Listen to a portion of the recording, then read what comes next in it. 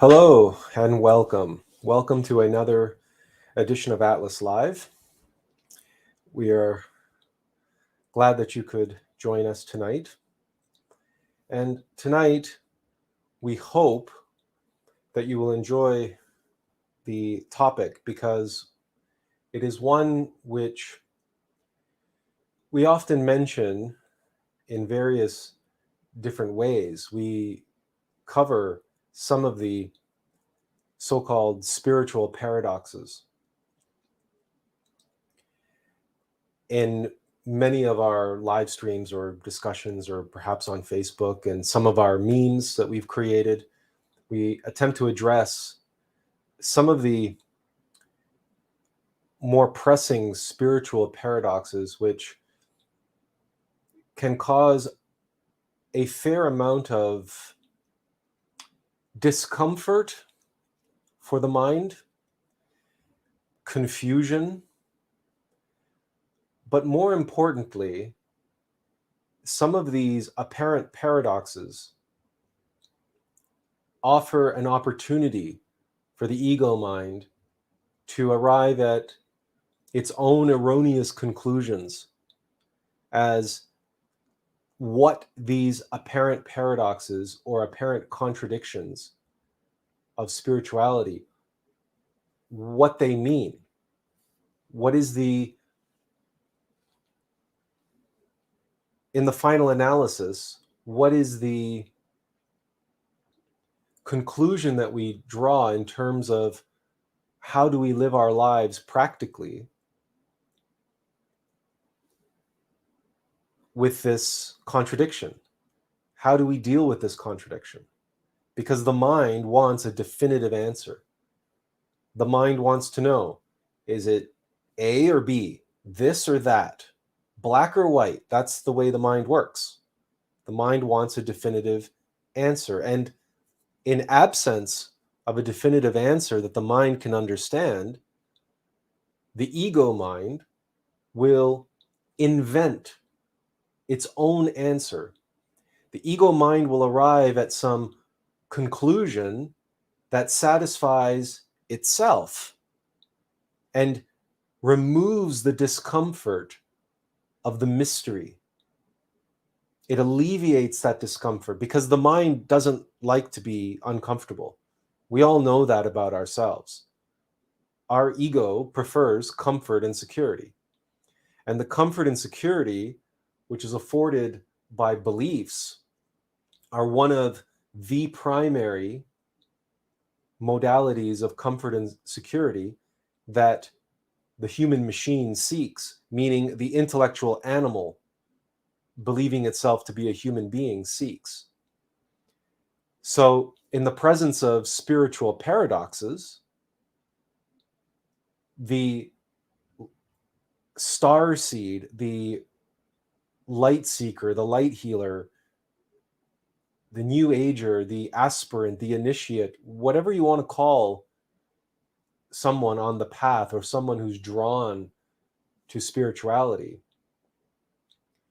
when they face these paradoxes and they feel this mental discomfort, this intellectual discomfort with these apparent paradoxes, and the emotional discomfort which comes with that, and that emotional discomfort is actually an ego reaction to the mystery, to the not knowing, and to the not having a definitive answer, a binary dichotomy to deal with.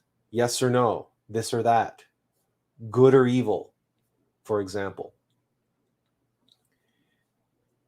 And we will address that one in a little while. So the issue around spiritual paradoxes is not that they exist. And it's not that the mind is not supposed to grasp. It's that the mind cannot grasp fully and comprehend fully, holistically, multidimensionally, the truth when it comes to such paradoxes. in their pure form, in their pure state. However, as you know, we always seek very down to earth, very practical ways of discussing most of the topics that we share with you. Scriptures aside, ancient texts aside, the teachings of countless masters aside, there is always the imperative to be infinitely practical. And in this day and age, that means bringing the essence of the teachings in as down to earth a way as possible, so that indeed we can grasp the essence without knowing fully and completely, which we will not know until we are awakened and become one with the phenomenon of these paradoxes themselves, which are only apparent paradoxes. But if we can find the analogous phenomena here and now, because remember, as above, so below, as within, so without. So that which appears paradoxical to the mind, really, there are practical examples, analogous phenomena, which the mind has no problems with, could perfectly understand. So by making those connections, we can resolve these paradoxes without the mind resorting to its tricks, to its fallacies, to its erroneous conclusions, in an effort to create comfort and security. Because at the end of the day, understanding these paradoxes may not deliver the comfort and security in the purest sense, but it will satisfy the ego mind, or at least will shut it up when it comes to this particular paradox, or at least that's the goal, is that to take the power away from the ego mind, the adversary, and give it back to the consciousness. So the analogous phenomenon that we will be using tonight to peel back the layers of these spiritual paradoxes are self-evident experiential knowledge, what we seek.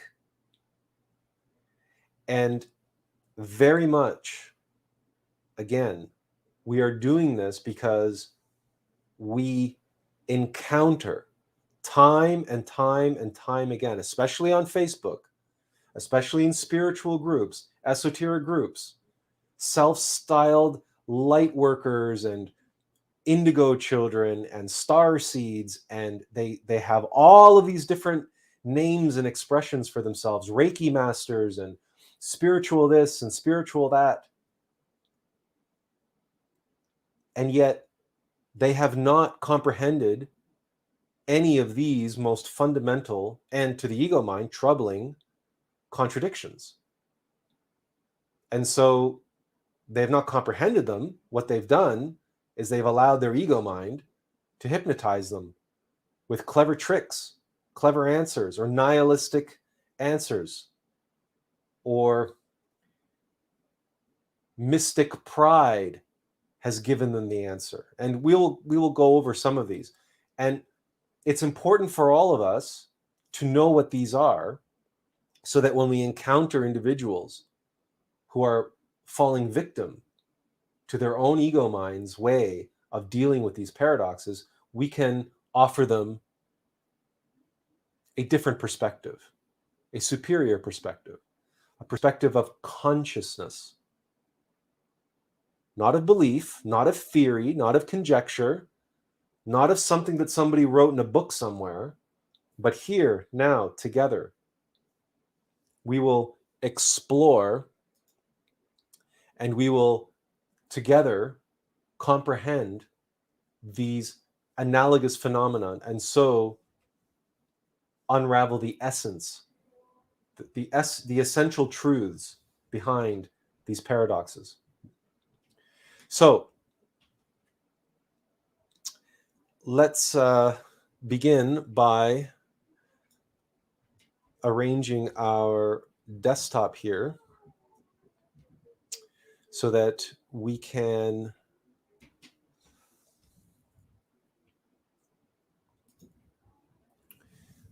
now, strangely enough, what we don't have is, okay, we're going to have to do something just momentarily. Bear with us, please, because something did not work with our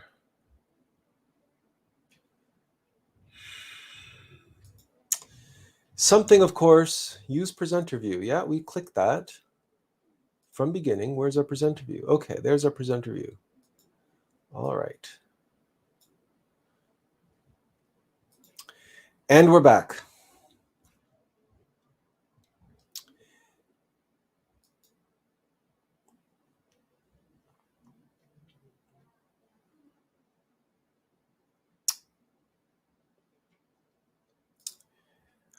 Oh, technical difficulties, yeah?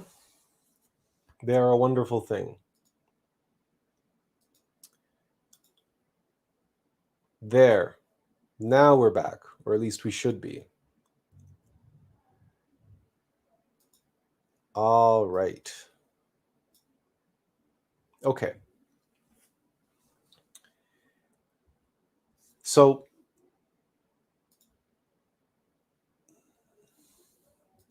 let's try this. Okay. The first paradox that we're going to explore this evening is the paradox of divine and mechanical nature. And the contradiction that we are going to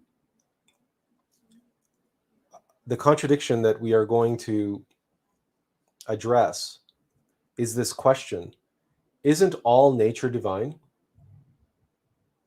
And for many, they find this a difficult contradiction to deal with, because as beautiful as nature can be, and as divine as nature is,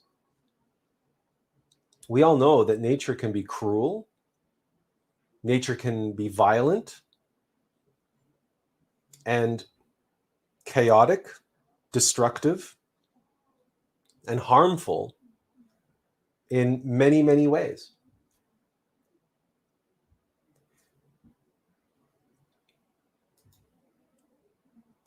So when we think about nature, often we envision some beautiful idyllic scene, that some sort of Garden of Eden. And indeed, for this reason, it is important for us to go out and spend time in nature. Nature is, in many ways, a perfect expression of the creative force of the universe. In nature, we experience beauty and truth in a myriad, infinite expressions. One can spend a lifetime searching for the perfect sakura blossom or cherry blossom. And that's a line that comes from the film The Last Samurai with Tom Cruise. And of course, at the moment of this particular character's enlightenment, he looks up at the cherry blossoms and he realizes the truth. They're all perfect. in all of its myriad diversity,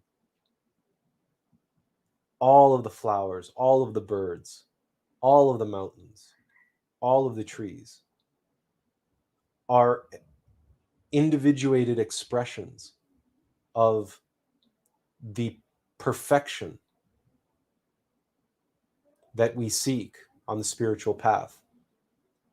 And we seek that, the source of that perfection within ourselves, because we too are an expression of that perfection. But there are many, many cases when we encounter elements in nature which are not so pleasant, are not so beautiful. And sometimes this image is not necessarily one of those. But we seek to cross the dark wood into the light. It's sometimes nature is a dark, foreboding cave, or it's a dangerous jungle. Because if you've ever been to the jungle, they euphemistically renamed it rainforest, but what it is a jungle. And if you've ever been in a jungle, you know that the jungle is basically looking to eat you alive at every opportunity. And without a guide, an experienced guide, or without some sort of path through that more brutal, savage expression of nature, nature can be very destructive and seemingly antithetical to the beauty and the perfection that we seek within ourselves. Because certainly it is safe to say that most people on the spiritual path do not seek to express their inner savagery, their inner animal brutality, those primal instincts which we all possess as intellectual animals. Most people on the spiritual path seek to express compassion and love and kindness. And so when they experience that primal savagery, that brutality, when that gets triggered in them, they either want to avoid it entirely, or it causes them a great deal of distress, discomfort, insecurity. I'm a starseed, I'm a light worker. Where did this savagery come from? Or they justify it and they rationalize it. And they say, well, it's all nature, it's all beautiful, it's all good. So my brutality, my savagery, or the most predominant way in which that rationalization expresses itself is individuals justifying and rationalizing lust. That procreation is perfectly natural, and animals have sex, and everything has sex, and sex is the power of creation, and sex is the power of the universe, and it's perfectly normal and natural to orgasm, to ejaculate, to orgasm as much and as often as possible. That's what the doctors say too. That's what they say. They actually say that's healthy.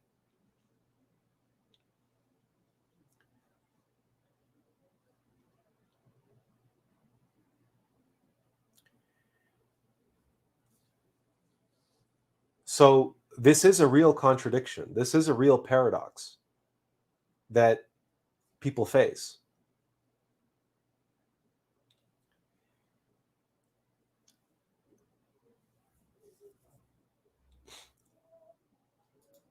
And we're going to take Eleftheria's question here. She asks, Yogis or gurus seem content to disengage from the world and its problems. Yet they know reincarnation is real and will likely come back to the ever-increasing dystopian world they chose to ignore. Why? Are you asking why they returned to the dystopian world, or why did they choose to disengage from it? Yogis and gurus who disengage from the world are not on a genuine spiritual path. For starters, they might believe that they are. They might be convinced that they are. They might belong to a order or religion or cult or sect which teaches that, or they might be ascetic yogis which go up to the top of the mountain or go into a cave for decades and they achieve what they believe to be enlightenment. Yeah, that's what we thought you meant. So, but what they are doing is locking themselves in a vacuum chamber, hermetically sealed, isolated from the world, and they are working on themselves in a vacuum. But as all of us know, our defects and vices come to the surface when they are triggered, when they are reacting to something or to someone. Very often we're reacting to others that we have attracted into our life, others who share similar vibrations, similar egos, and they come at us with a certain vibration, and then our egos react automatically, mechanically to those vibrations.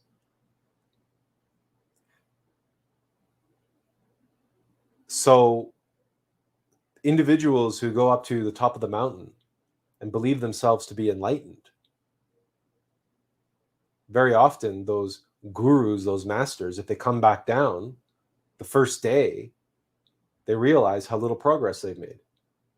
Because invariably, they come back into the world, and the world is, if anything, as Eleftheria points out, it's even worse than it was when they abandoned it, when they fled from it.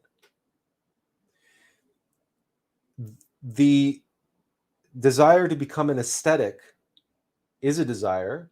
It's mystic pride, and it's fed by, obviously, pride, mystic pride, but also by fear, because the desire for comfort and security. What Master Samael said was it's important for all aspirants to go out and engage in the world, and it's how important what he called the psychological gymnasium of the world. And as we've often mentioned, and we will mention it later in this presentation, how it's only through working out that we become stronger. And we'll get into this more. But why? So this is why yogis do it.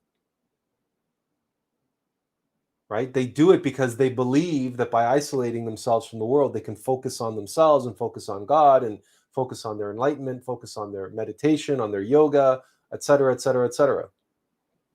They can focus, they can concentrate, everything else. Well, but it's easy to focus and concentrate when you have nothing distracting you. It's easy to concentrate when you have no distractions. But that's not mastery. Mastery is the ability to focus and concentrate when you are surrounded by distractions. Mastery is having control over your mind and your emotions and your physical body even as you are being attacked, even as you are being assaulted.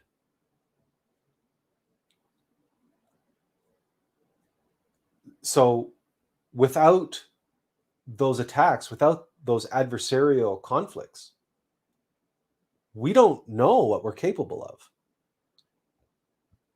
And we don't know what all egos are still left for us to work on.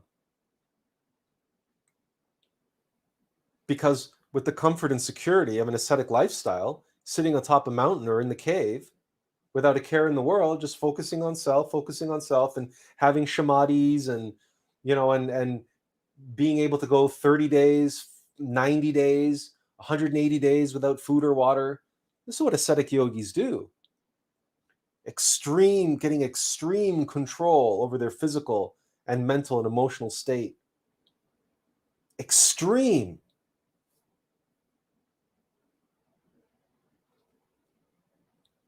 But one person climbs that mountain and disturbs their peace, disturbs their recluse. One nosy, obnoxious,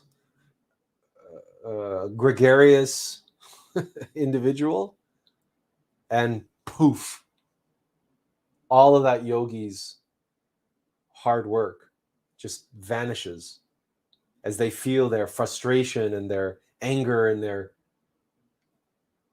coming to the surface, because their sacred space has been violated, has been contaminated, has been infiltrated by this strange person. Or worse, they come back down from the mountain and realize that they've made very little progress. Sure, they have phenomenal control over their physical body, but big deal. Not truly, honestly and truly, big deal. In the supernal worlds, we have no physical body. Spending a lifetime developing the capacity to have this incredible control over the physical body, I mean, it's fine, it's good. But it doesn't say anything about your level of being.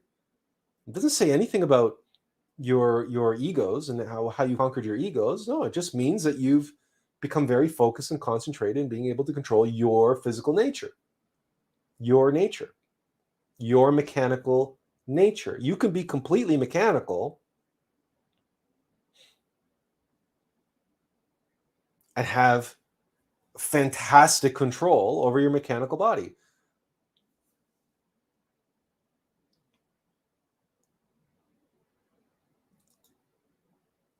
Absolutely. The seeker has to go to the city and has to deal with other people and with the problems facing the world, and must learn how to develop equanimity under those circumstances. So let's continue. Here we have an image showing two individuals. The individual on the left is Joan of Arc, and the individual on the right is a male model on a runway show. And we chose this image, these images, we chose to juxtapose them against one another, because these are two individuals who are both clad in iron. And we are living in the Iron Age, and they're both wearing a kind of armor, mechanical armor. Joan of Arc, who is a Christified master, and this fellow on the right, who's a male model and showing some sort of latest avant-garde fashion.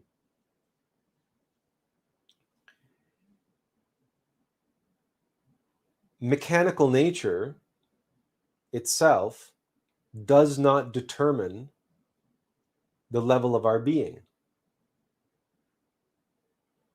Joan of Arc, who was sainted as by the Catholic Church as well, but she's a Christified master.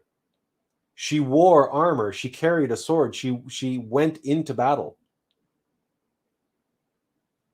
She used all the tools of her mechanical nature in the service of her innermost being and in the service of the Logos.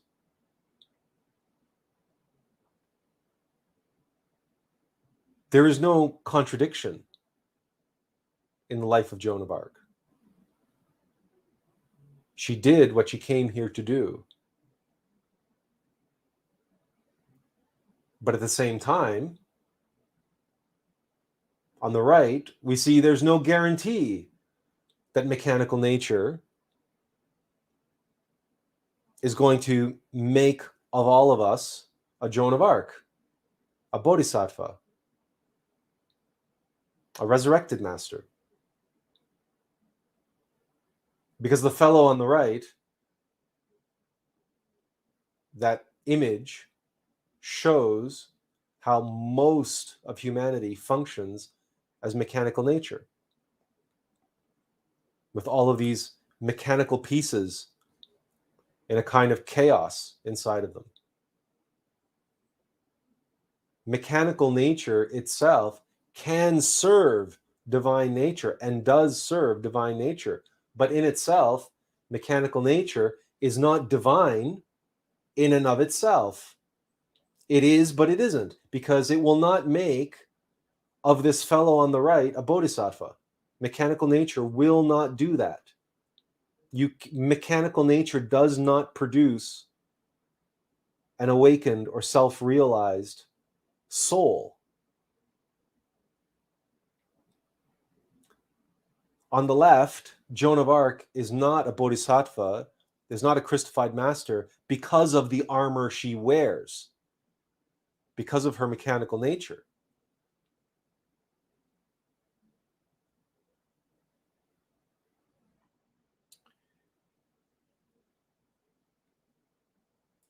We're going to pause and take some questions here. So why is it that a majority human nature is so confrontational, brutal, self-centered, if we are all made in God's perfect image? DNA that is not awakened, or a poison that has uprooted societies, both past and present.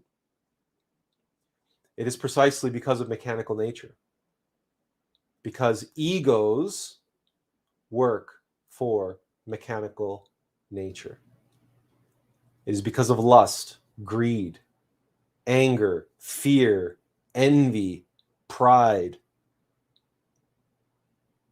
These are our egos. And the majority is upwards of 97 to 99% ego. The majority of human beings on this planet are not human beings. They're intellectual animals. They're mechanical beings, and they're entirely infested and infected by egos. They're controlled and manipulated by those egos. They call themselves I. They create the illusion of that I, that self, that false self, and they put the consciousness to sleep. And egos work for mechanical nature, because if you look at nature and you look at the lower levels of nature, so animals, for example, and insects and predators and so on and so forth,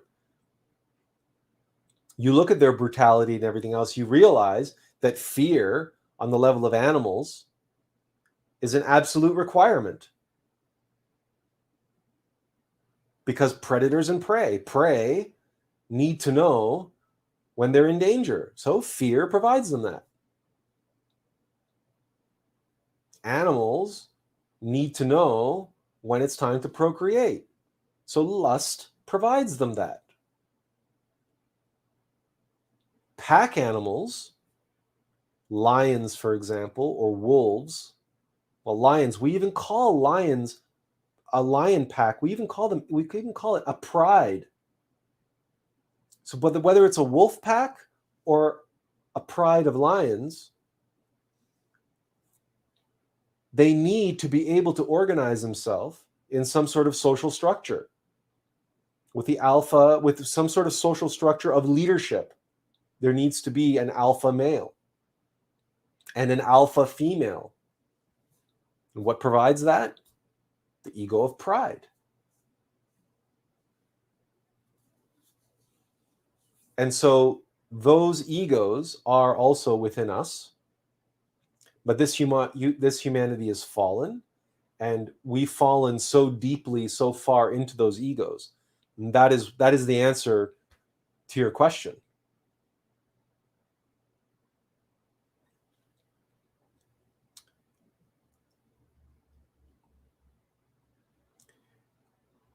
We are all made in God's perfect image as a monad, as a divine soul, as a spark, as an essence, as a seed, our innermost being.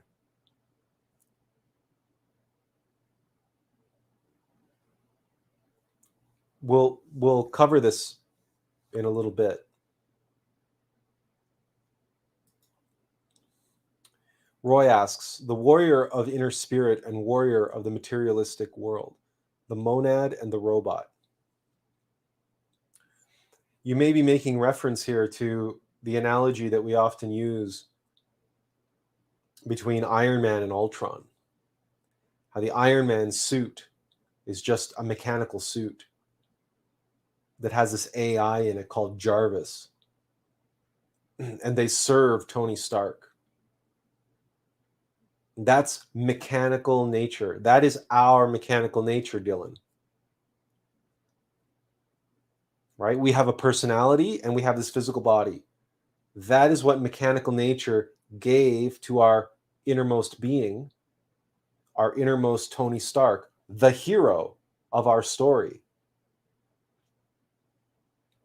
Now, can Tony Stark be a superhero without the Iron Man suit?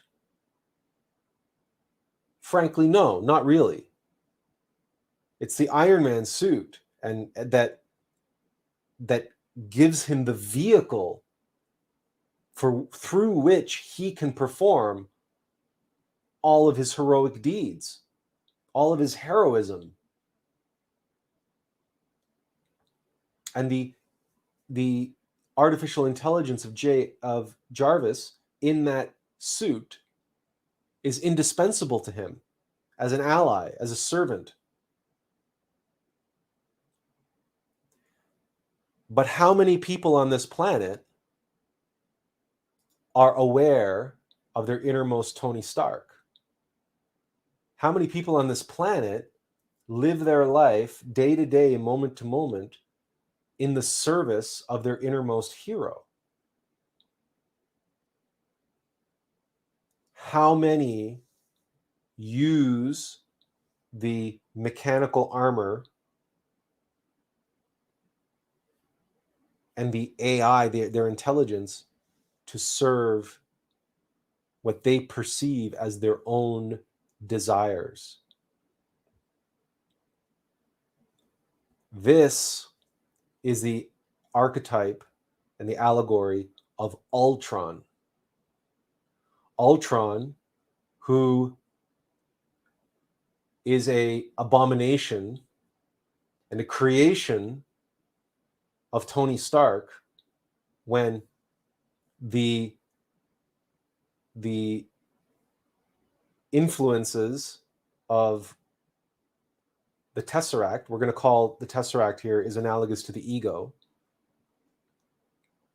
creates a self-aware AI in Ultron that seeks its own desires. It has its own ends, its own goals. And one of those goals is to destroy Tony Stark, his creator. Ultron and Iron Man are the perfect modern day mythological allegory for this humanity. What it means to be awake and in service of our innermost being, and what it means to be asleep and in the service of the ego, whose goal is to destroy the being. And it also explains this whole issue around, being made in the perfect image and likeness of God, etc., etc. Let's continue, shall we? Here we have a seed, an acorn, well, a nut, right? The seed is inside the nut. And that's important. And we see the forest from the point of view of this acorn, which has fallen from those trees.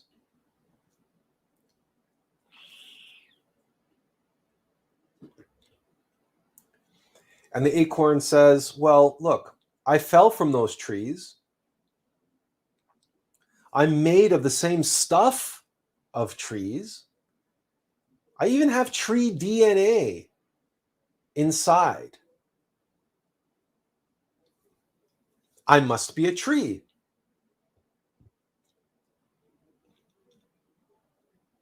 Is an acorn a tree? Does any reasonable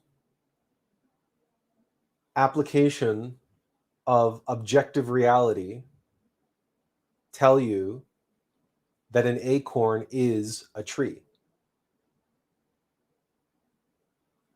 An acorn is a tree in potentiality only.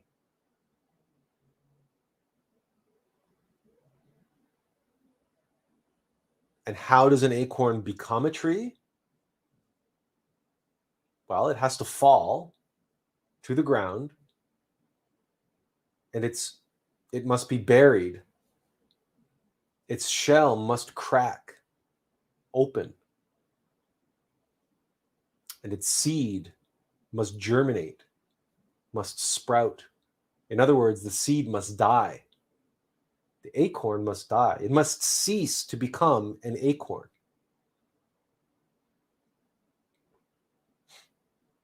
Unless it becomes an acorn, unless it unbecomes its current state of being an acorn, it cannot and will never be a tree. It will never be, even though it's part of the forest. The acorn is part of the forest, but the acorn does not yet belong to the great brotherhood of trees, to the great family of trees, because it's not yet a tree. So when we look up to the heavens and when we look up to divinity, we must remember our perspective, our point of view. We are seeing the great firmament, the heavens, from the point of view of a seed. That seed is inside of us, our monad, our essence. And this body, this vehicle, this vessel, is just a nut. It's just an acorn.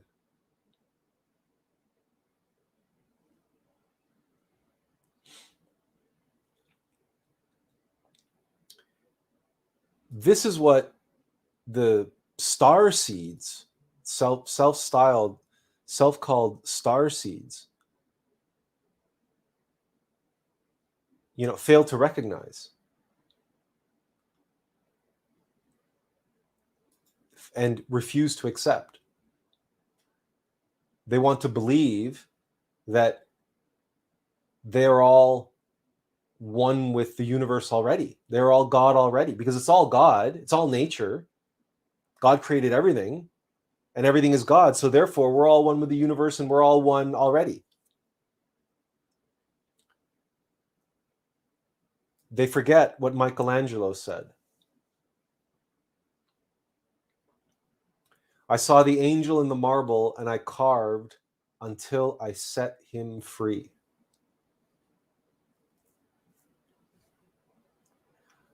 David is 18 feet tall. 18 feet tall. A tall person is 6 foot.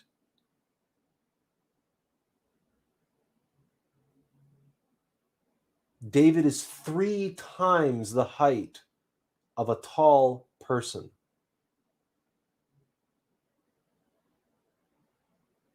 And he started out as a presumably 20-foot tall block of marble. Now, had Michelangelo not carved until he set the angel free, would Michelangelo be a master? Or would he be a self-deluded wannabe? It's not enough for us to say, oh, we have a David inside of us. We are all God. We're all gods already. Why? Because God's inside of us. We all have God inside of us. So we're all gods already. No, that's not how this works. And anyone who believes that is just falling into the trap of the intellect, nihilistically avoiding and spiritual bypassing and avoiding all the work that goes into becoming a master artist, for example, of carving David, or a master anything, or just a plain up master, awake, self-realized, one who carved that mastery out of this crude form, this crude block, this unrefined, unpolished, unchiseled block of potentiality, this seed.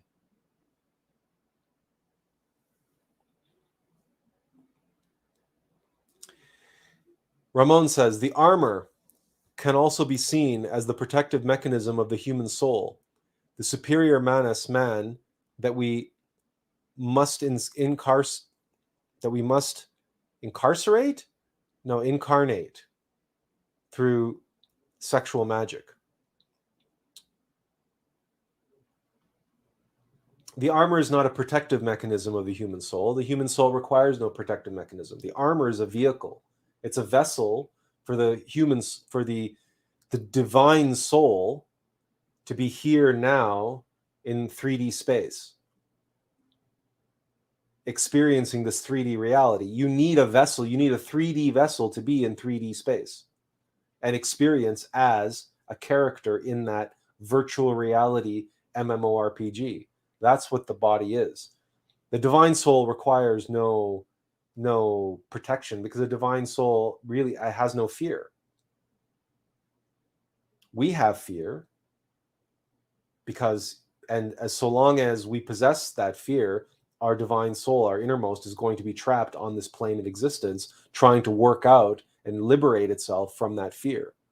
That's the only reason why we need a protective mechanism. And you're referring to the human soul. The human soul has to be created. That's what we create through sexual magic. And once we've created the human soul, we awaken, and then we can bring forth into the world with greater clarity that the work and effort of the divine soul, the innermost. It's just frustrating to see anyone throw a gift away. It is, and so many do, and so many have. It's called selling out. It's called selling your soul to the devil. All you have to do is read Faust or Tolstoy, or countless other works of great literature, or opera, or Shakespeare, or it's just that is a tragedy. It's a tragedy, but everyone has the free will to do so. Yeah, so we talk about the blacksmith, we talk about alchemy, the forge of Vulcan, transmutation of the ego, the lead of the ego into the gold of the human soul, transmuting the ego mind into consciousness. That's all part of this process of carving David out of the marble, or cracking the seed, germinating the seed.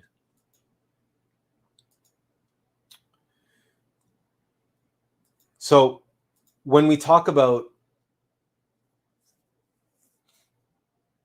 mechanical nature, what you have here on the screen is a pair of training wheels. Now, training wheels are what help a child begin riding a bicycle.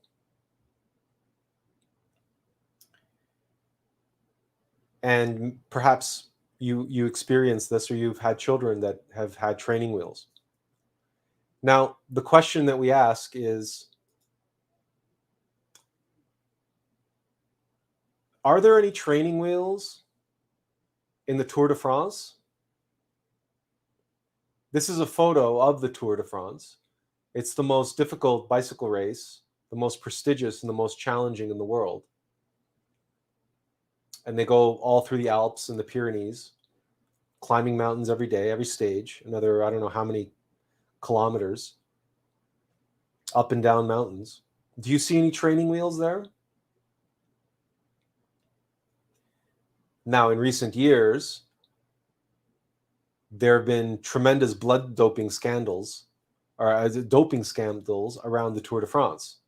So, cheating in sport has been a major issue with this particular sport, cycling. It's a different kind of training wheel, isn't it? But here we see a reflection of what happens to spiritual aspirants on the path who become attached to their mechanical selves, their mechanical nature. Because in their immaturity, or in their younger years, or in whatever, at the beginning, that mechanical nature served a purpose in helping them get onto that bicycle. And they got used to that, the comfort and security that mechanical nature provides as a support for when we're beginning. But then later on, they realize how difficult and how challenging the path is. And what do? They turn again to mechanical nature for the answer, for the comfort and security that mechanical nature is only too happy to provide.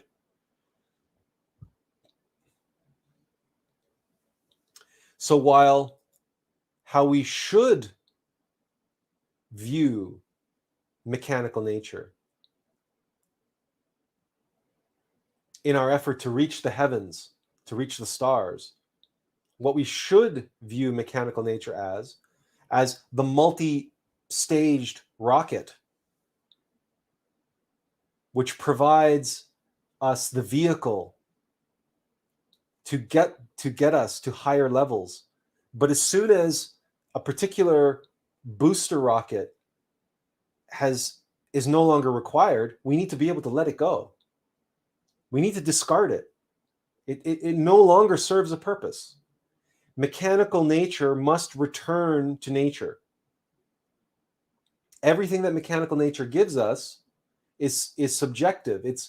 We have to work with it while we are here, because it is part of our journey and part of the vehicle and vessel. But once we get to a certain level, we have to eject, we have to let go those aspects of ourselves in order to be able to continue our journey higher and higher.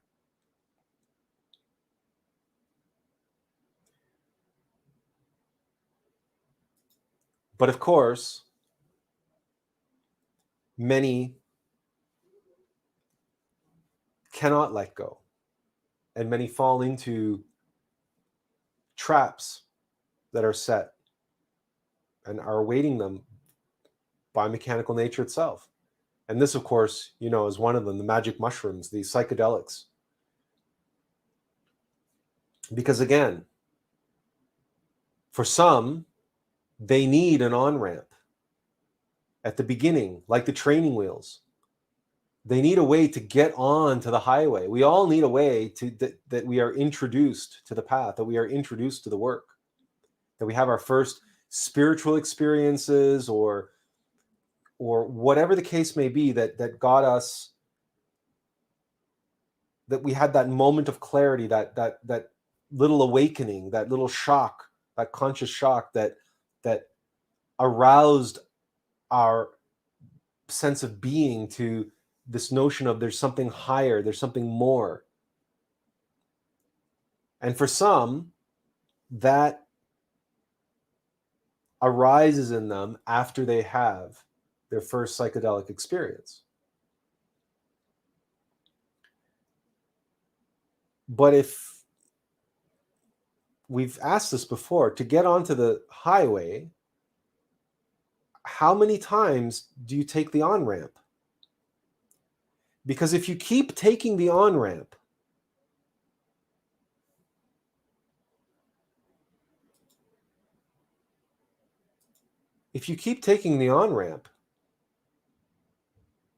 you're going to be stuck here on the clover leaf.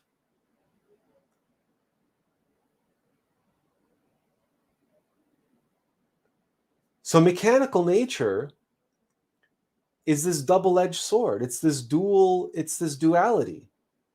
Yes, it's divine, but it and of itself cannot do the work. It's not divine. Mechanical nature cannot create divinity. Mechanical nature can only create subjective mechanical experiences. It can help us on our path. It can boost us like a booster rocket, but a booster rocket can't go into orbit. A booster rocket can get us to a certain level, and then it has to detach and it has to fall away. The training wheels have to go. And like the cyclist in the Tour de France, who's so attached to his training wheels, he needs a modern day version of training wheels to compete so he can win. So what does he do? He shoots himself up with steroids, or he does blood doping, or whatever, and he cheats. It's exactly the same for people on the path who take psychedelics over and over and over and over and over and over and over again. They're trapped here on the clover leaf. They are cyclists in the Tour de France who are doping. The difference is that you can't hide from karma. You can't win the Tour de France. Like, you can't win the spiritual Tour de France. Like Lance Armstrong won the Tour de France while under the influence of steroids because they never caught him. Because you cannot trick Anubis and the Lords of Karma. You cannot dupe them into believing that you became a master authentically if all you've been doing is taking this psilocybin. You've been stuck on the on-ramp. You've been stuck on the clover leaf, going around and around and around and around and around and around.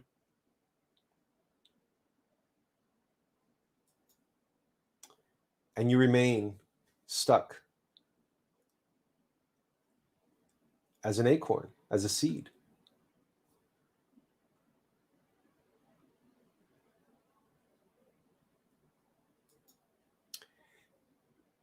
Linda says VOA FYI. Are we supposed to know what VOA stands for, Linda? Do enlighten us. FYI we know, but VOA? Let us know what you mean by that. As for seed, well,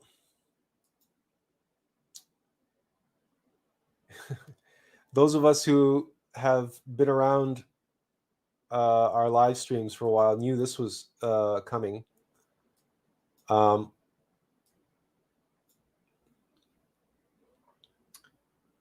This is the poem we wrote about being a seed. And we often share this with people who, especially when they're being confronted with the truth and they're being very resistant to it. And we said, listen, we're only a messenger, and there's really only one thing a messenger can do for you.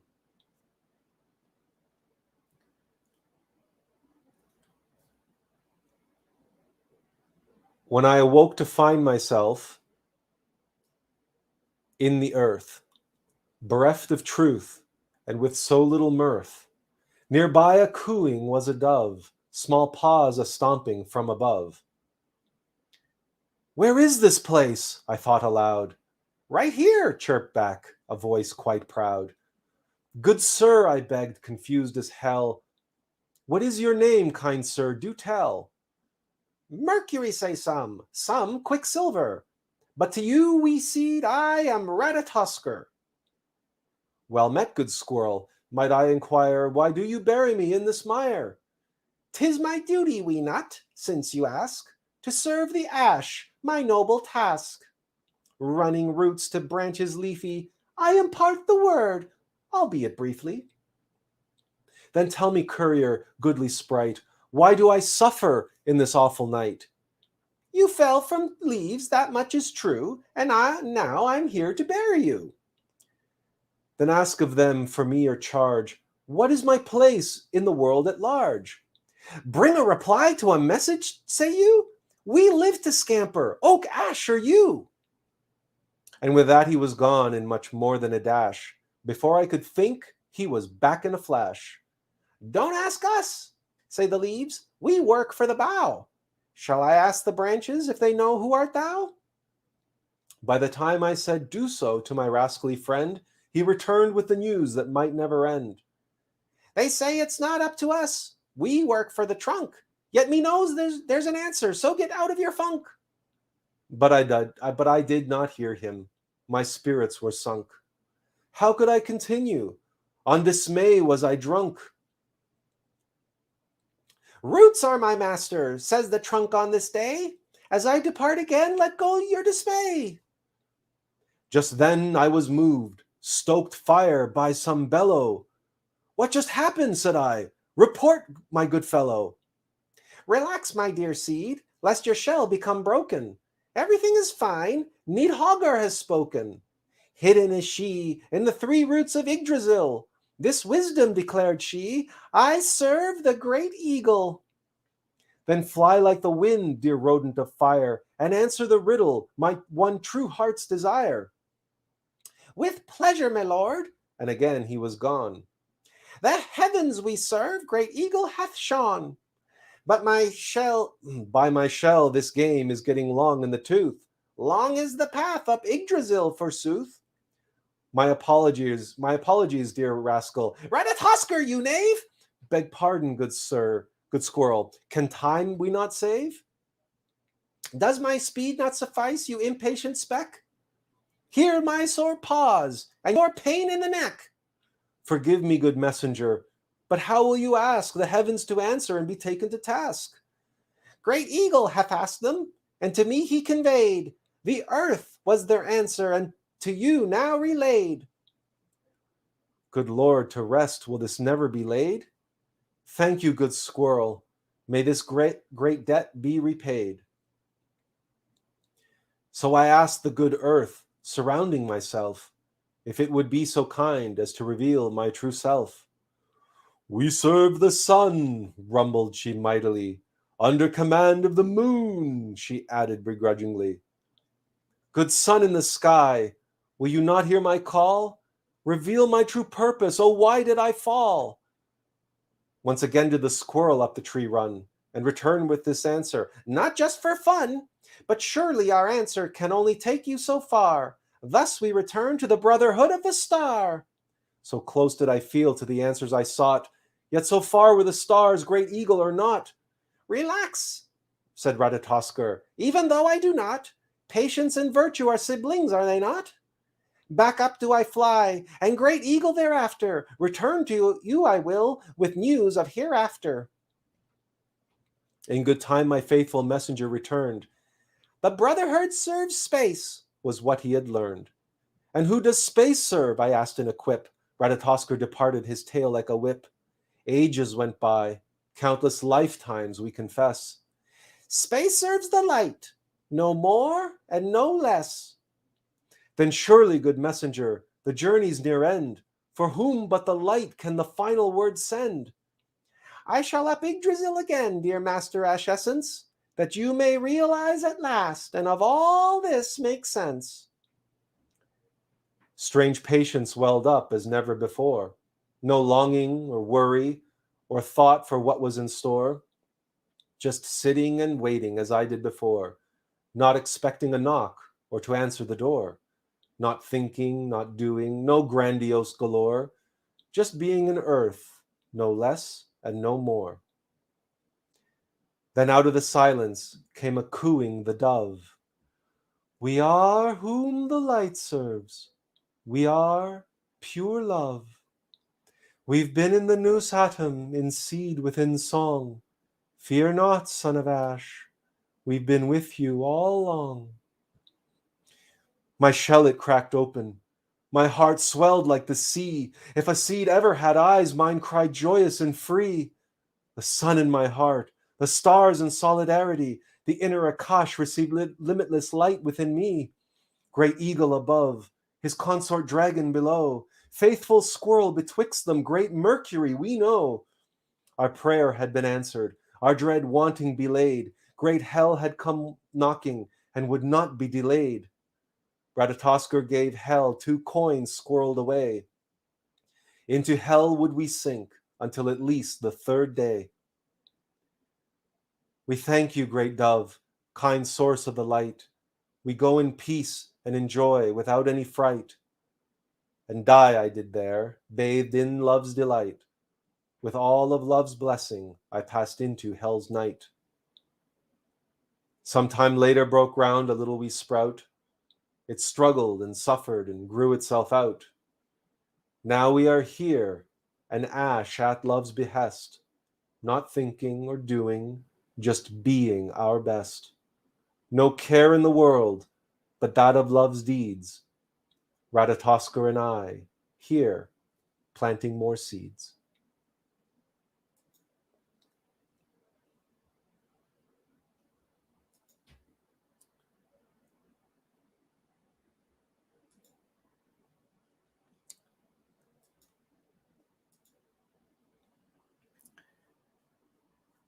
Mechanical nature is divine. But as it relates to one on the path of awakening and self-realization, mechanical nature is here to die. It is through the death of mechanical nature that divine nature can sprout, can take root within and through nature. And that is the mystery, the paradox, that nature is both divine and mechanical. And it oscillates between these two. But nature serves the light. And the relationship between mechanical and divine nature becomes more distinct and acutely expressed in that other great paradox of spirituality.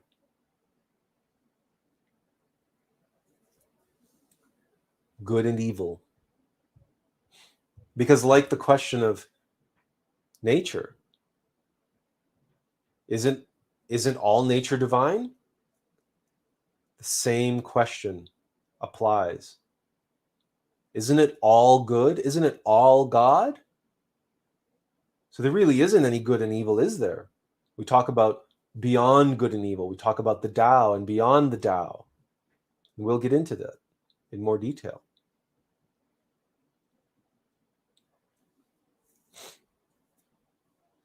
But we began with the first paradox because the first paradox informs the second paradox.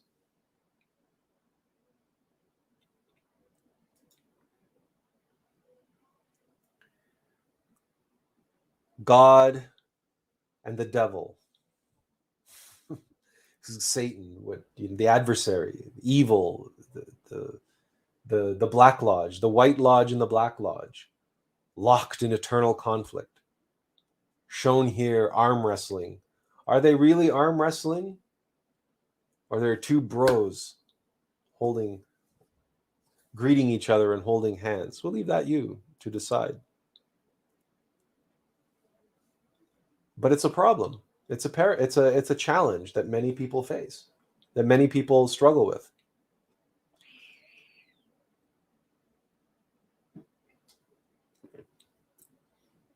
And they struggle with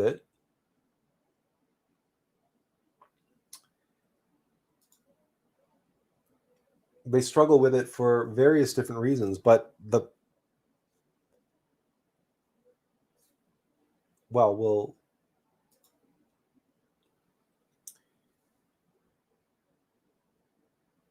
they struggle with it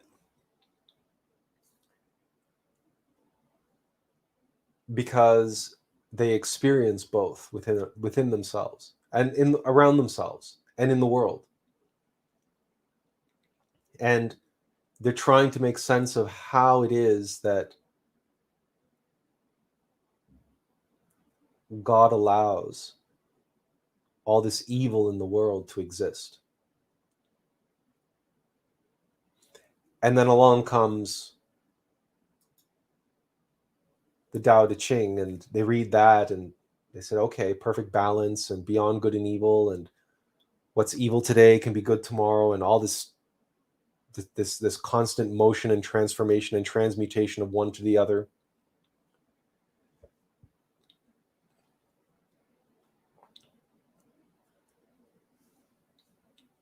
And they begin to arrive at nihilistic conclusions, that it's all good, that there really isn't anything called evil.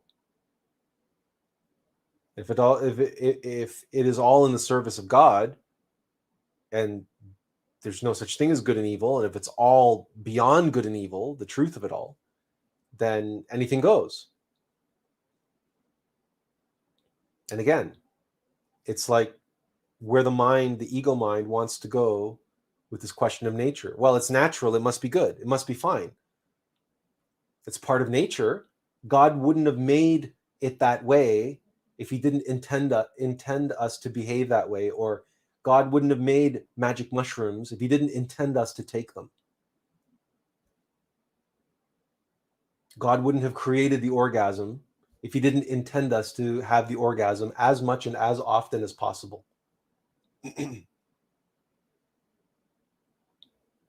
And yet,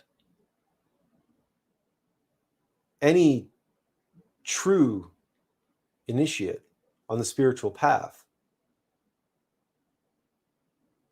must give pause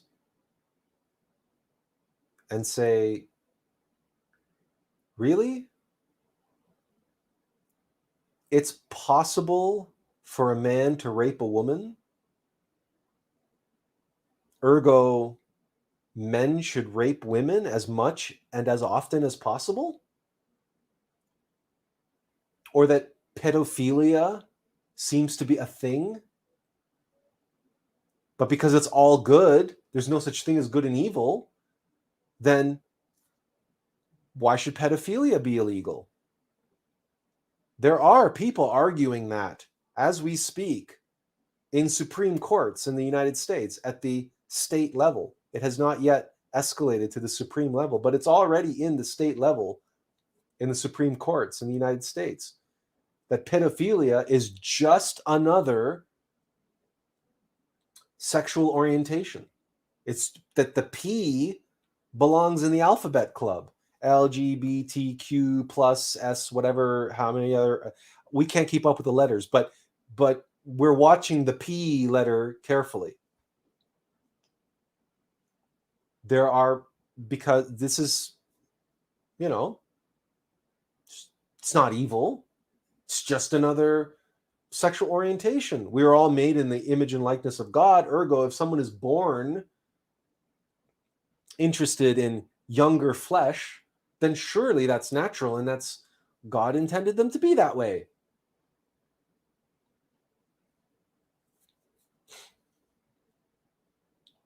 You can see the inherent dangers in allowing the mind to run with these paradoxes.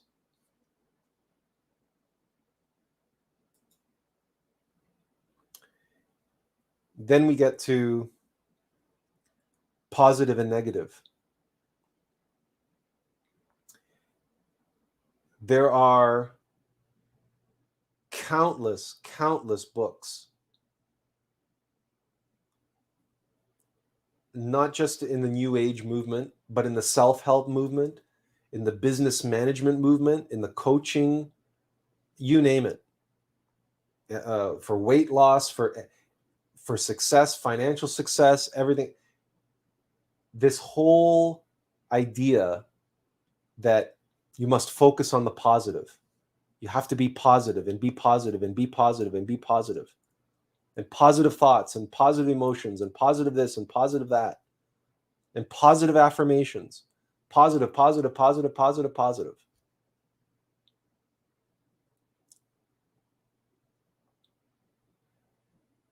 Interesting how that is. That a moment ago, the ego mind was rationalizing evil, that there's no such thing as good and evil, that it's all good, that we're beyond good and evil, and that we can allow things like pedophilia and, you know, rape and war and all sorts of things because it's all God, it's all good. And yet, that same ego mind can turn around and say, oh yeah, but to manifest what you want, you've got to be positive and focus on the positive and focus on the positive. Oh yes, and harness the sexual energy and use the orgasm to focus on what you want and be positive and to get what you want and get what you desire.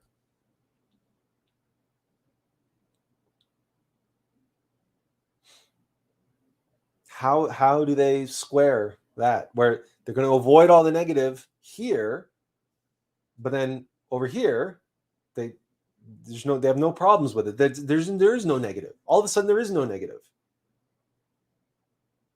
Again, you see the danger, you see the problem.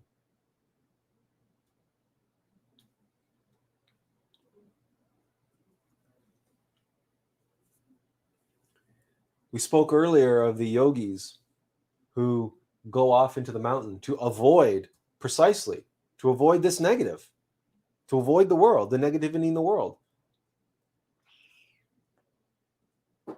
They want a safe space. Here's what we need to get stronger, right? We need to lift the weight.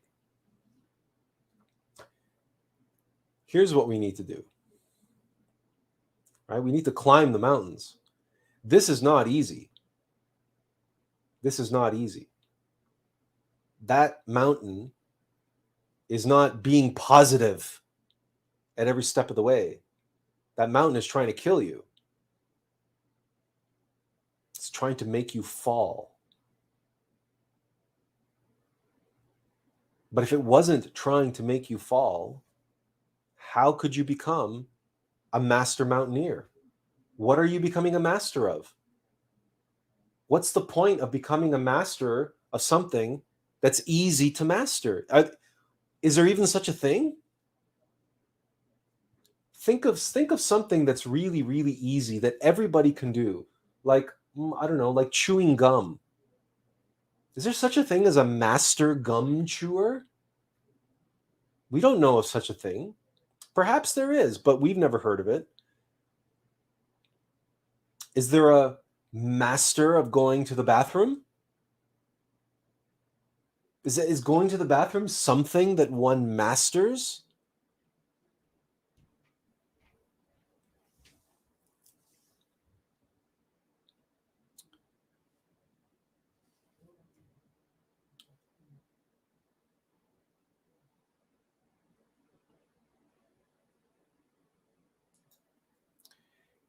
We're assuming you're referring to individuals, the P individuals. Best Dylan says best thing that could happen to this world is for those disgusting monsters to be exposed, to come to the light. The mountains sound pretty good right now.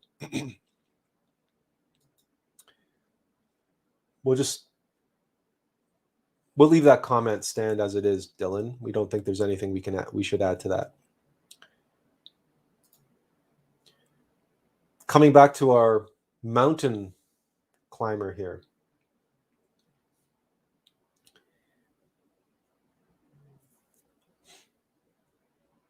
Yes, lifting weights in the gym, climbing mountains. Is there something we can point to? Is there an example, an analogous phenomenon that we can point to that explains away this paradox and expresses why it is that good and evil must exist?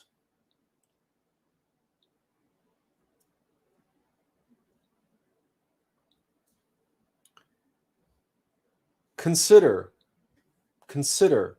the following.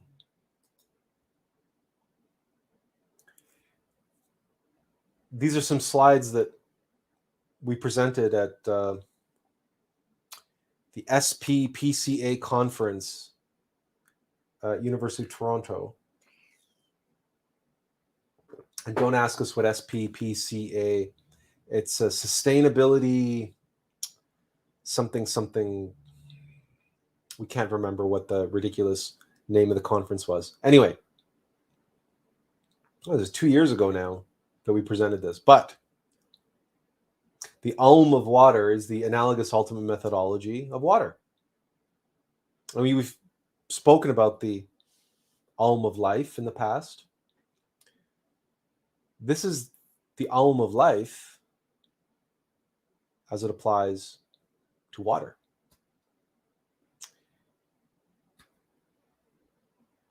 Water, of course,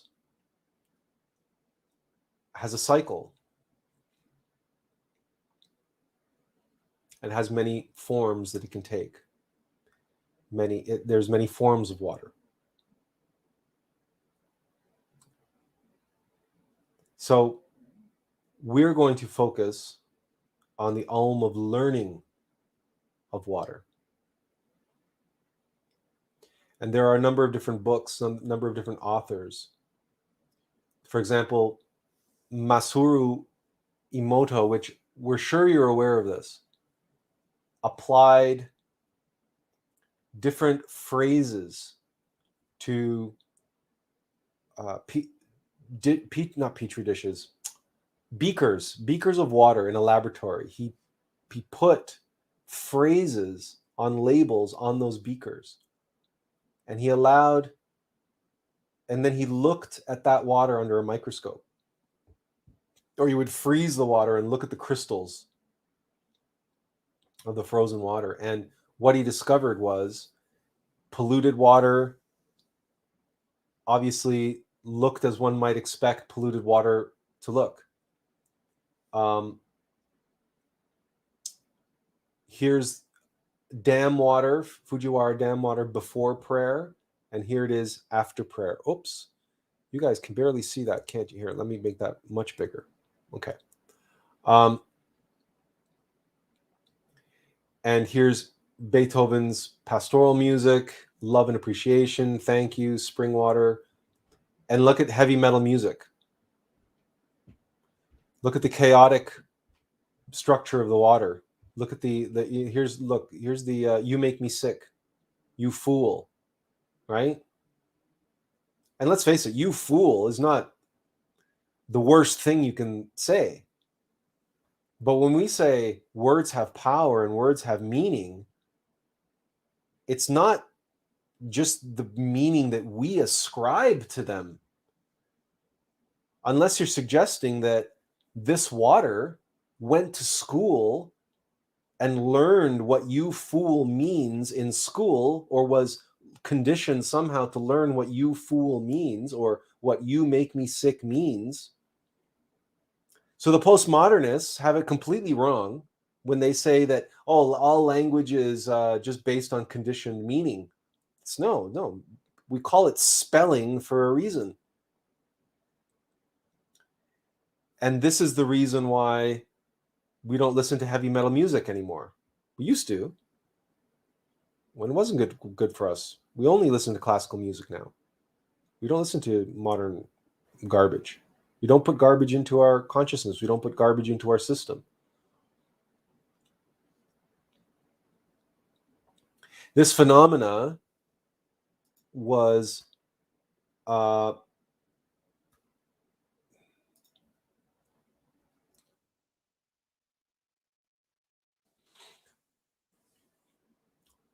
also noted by others, and that they call it water having a memory. So the water gets exposed to, and that is also happens to be the basis for what's that called? No, it'll come to me. It's not hydrotherapy. It's a practice of washing things with water over and over and over again, and then they use the water as the medicine, because the water takes on the properties of what it was encountered with. There's a term for it. It's just not coming to mind. Someone in the chat can maybe help me with that. But yeah, it's the ability of water to be able to express the power, the characteristics, the beauty, of whatever it comes into contact with, and that happens on a vibrational, energetic level. This is also, you can find information about this in Rudolf Steiner's Outline of Esoteric Science. Then there's this book called Energizing Water, the power of flow form technology. And again, that's what Rudolf Steiner was also writing about, and that the movement and motion of water itself can organize and create structured water. And then there's this other great book called Understanding Water, Developments of the Work of Theodor Schwenk.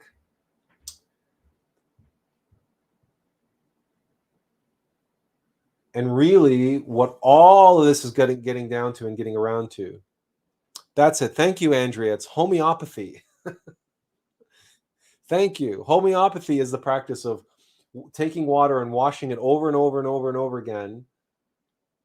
Something that has particular healing properties or particular qualities or characteristics, and then they create, using that water, the exact process, we don't know exactly how they do it, but they'll end up creating a pill that has this structured crystalline water structure in it that supposedly helps. But it's all based on the memory of water and the capacity for water to be structured based on its experiences. Water structured based on experience. So let's look at a very practical example of this. Baffling. And we use this word in life, right? Life is baffling, is it not? Like these paradoxes are baffling. Baffling is used in water purification systems because water becomes structured, and structured, energized water improves the efficiency and efficacy in septic systems, wastewater management, treatment, sediment basins, and of course, indoor ecosystems, which is Peapod life, where our experience with baffles and baffling comes from. And you can see the water interacting with the obstacles, the baffles, right? The baffling. And each time it does, it gains, right? It's like every time the water interacts with those baffles, it's like it's lifting weights in the gym. It has to overcome those baffles. And it's that flow form that energizes the water and structures the water and gives it energy and capacity to fulfill its purpose, to self-actualize at its level of being, which is water.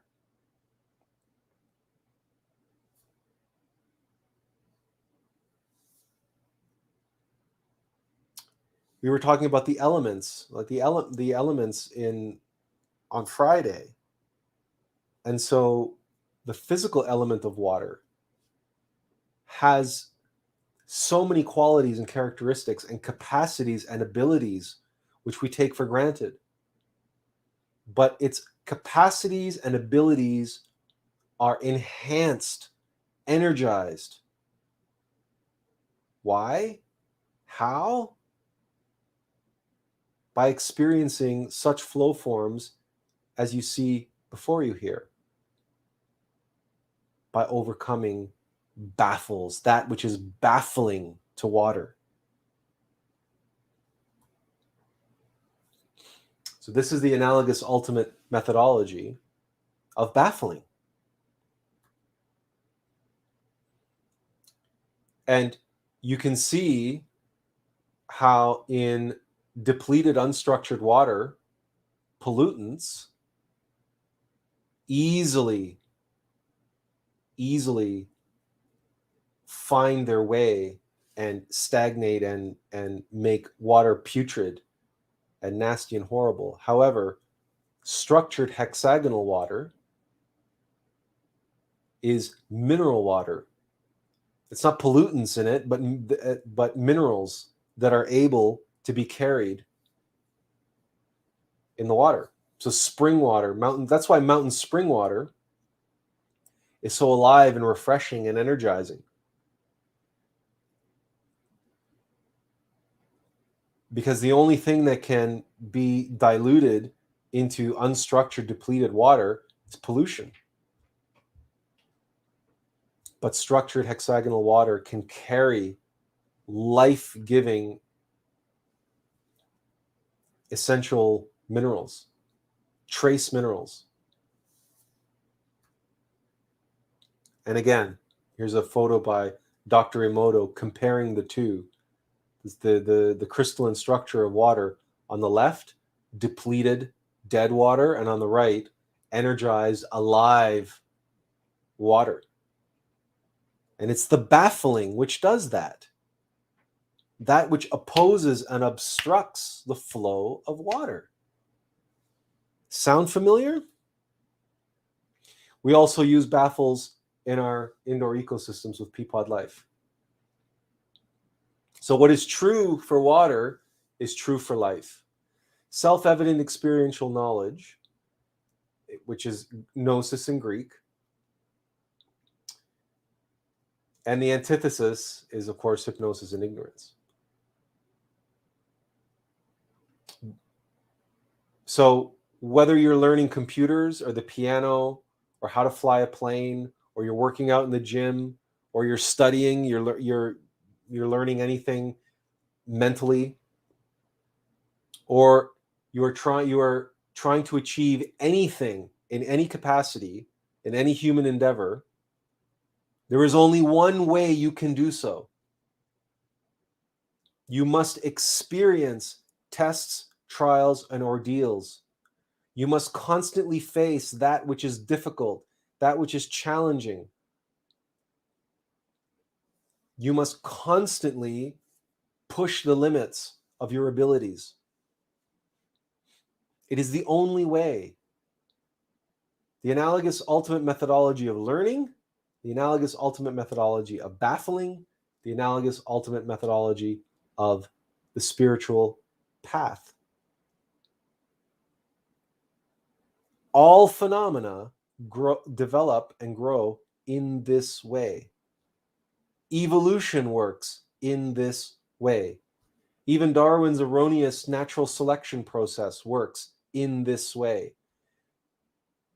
Because if there are changes in the environment, only those organisms that encounter those changes and grow and develop to overcome them evolve. Those that don't go extinct.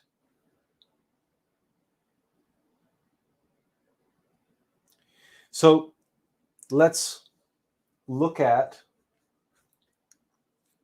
how this applies practically in modern society.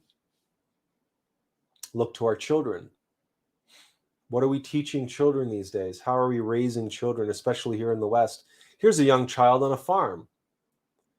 Do any of you see anything wrong with this image? We originally were going to show images from the past, but there's so much, all those images were in articles talking about slave labor and child labor and all these wrong things they used to do to children. Well, here's what they do to children today. Is this normal? Is this going to help develop a strong generation?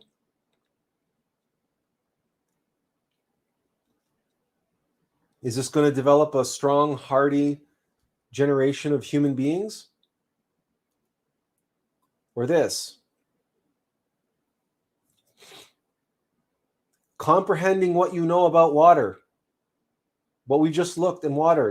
And that is self-evident experiential knowledge applied to baffling and learning across all human endeavor. Is this serving humanity or our children? By the way, if you can't make that out, those children are bubble wrapped.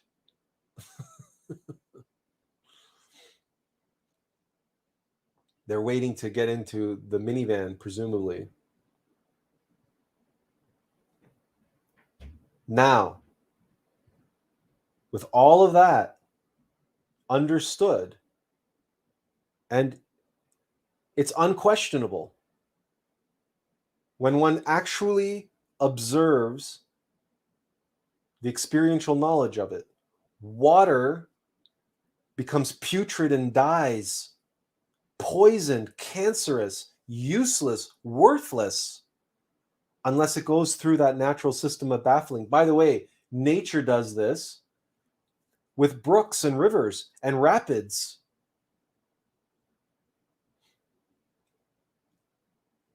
And all the ways in which nature can create structured living water through flow forms. We are, what is it, 70 to 90% water? Just our physical vessels, just our bodies are mostly water.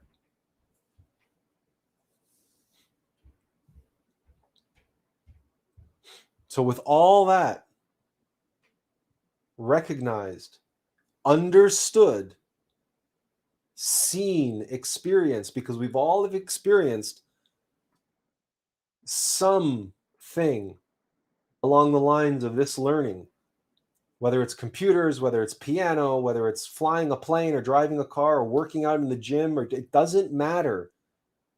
We all know this to be true, what is on this screen. And we all know that this is better than this. We all know that.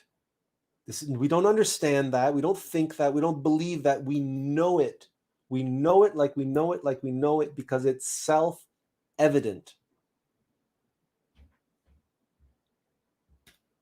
Now,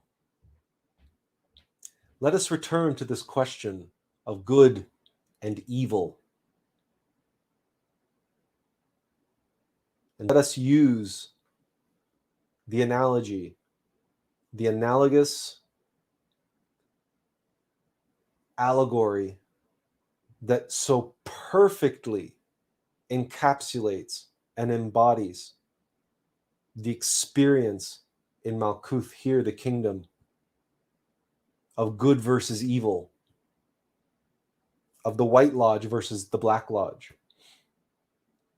The whole world is in chess. Chess is the microcosm for what happens in the world and indeed within ourselves. And you don't have to play chess. You don't have to be able to master chess. It's not what this is about. You just have to comprehend that it is a game of position, of conquest, win, lose, or draw. There's 3 conditions that a chess game ends: win, lose, or draw.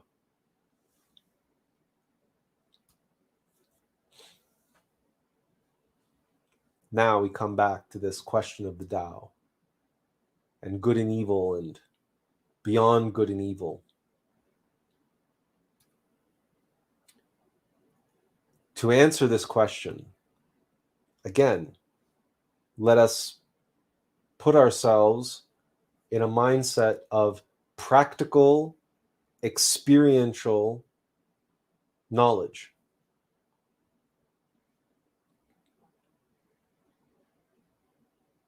This is what the chessboard looks like from the point of view of the black pieces of darkness, of evil, of the opponent, the adversary. All they see is their opponent's pieces. It's all they care about, because they are mechanical pieces. They are mechanical nature. They work for mechanical nature. They have programs. Fear, fears. Lust, lusts. Anger, rages. Envy, envies. And all they see, like any predator, like any parasite, all they see are pieces to take and position to gain on the board. Pieces to take and position to gain, to control the board.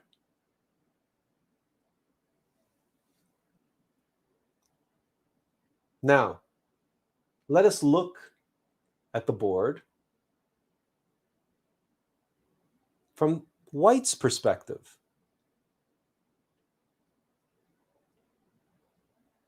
Do you see any difference? Despite the fact that now we are looking upon the black pieces. But do you see a difference between black looking at white and the light side looking at the darkness?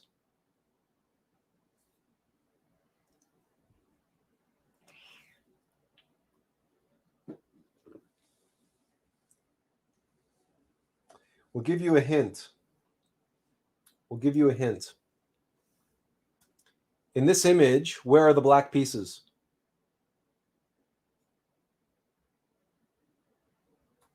In this image, can you see the white pieces? That's the difference. That's the difference.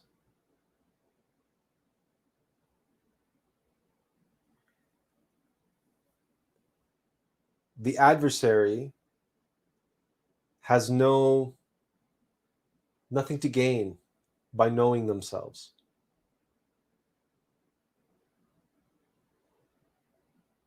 A parasite only is absorbed with what they want. what they have to gain, what is out there, because they are empty inside. There's nothing there.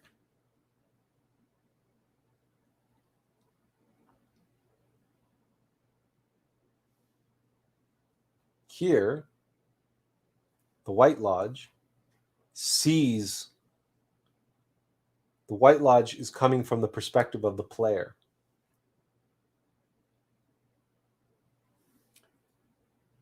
Here, the Black Lodge, the pieces on the board, believe themselves to be the player. They are the player. Here, the White Lodge knows themselves, and they know that the pieces on the board are just pieces on a chessboard, and that the opponent, the adversary, has their pieces, but there's no enemy behind those pieces.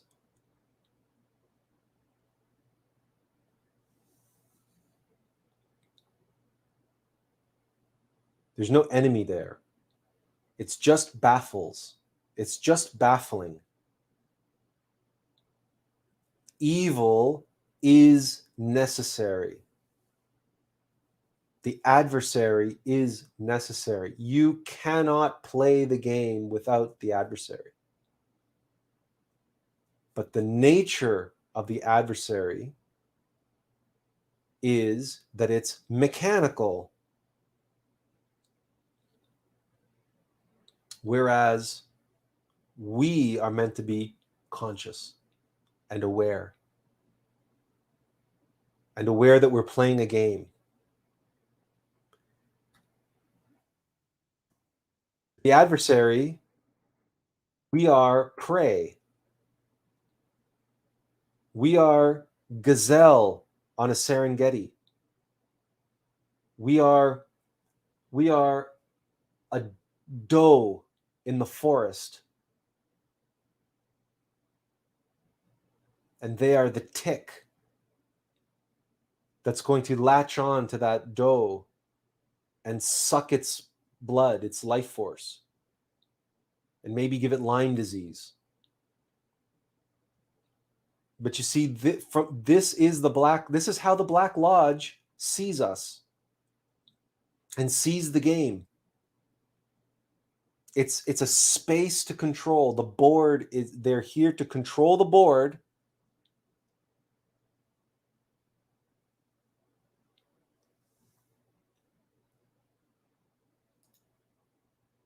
They're here to control the board and to take pieces.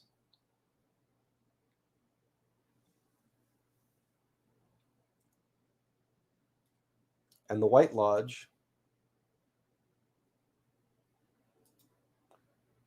sees the game and sees the pieces and knows that we are not the pieces.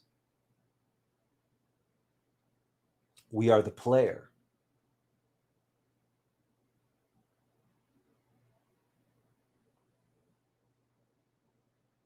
So in essence,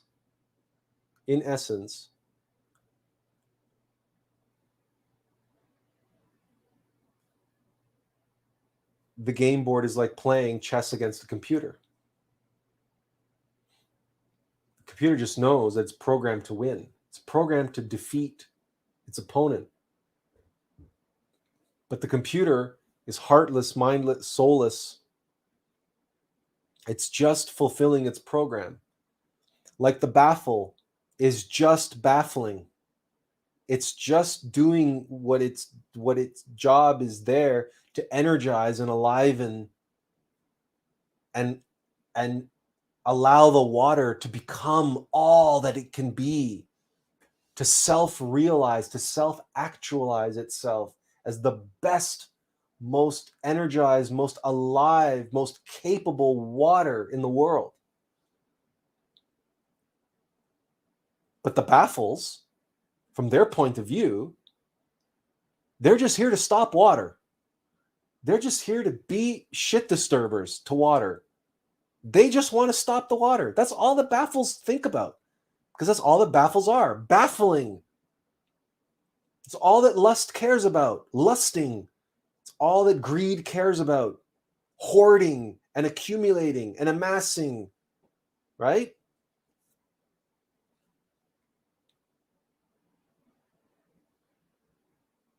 So, right? So when we see photographs like this one, okay, when we see depictions of a chessboard like this one, right? We see all the pieces neatly, everything perfectly put into opposite, everything else. Oh, look how beautiful the symmetry is and how everything else and blah, blah, blah. And then we look at all this and then romantically, there's the Tao. There's the chessboard as a perfect Tao expression, right? The perfect balance. That's horseshit. What you see here can never exist on a chessboard. These pieces have been arranged in a way that does not exist in reality. Comprehend that.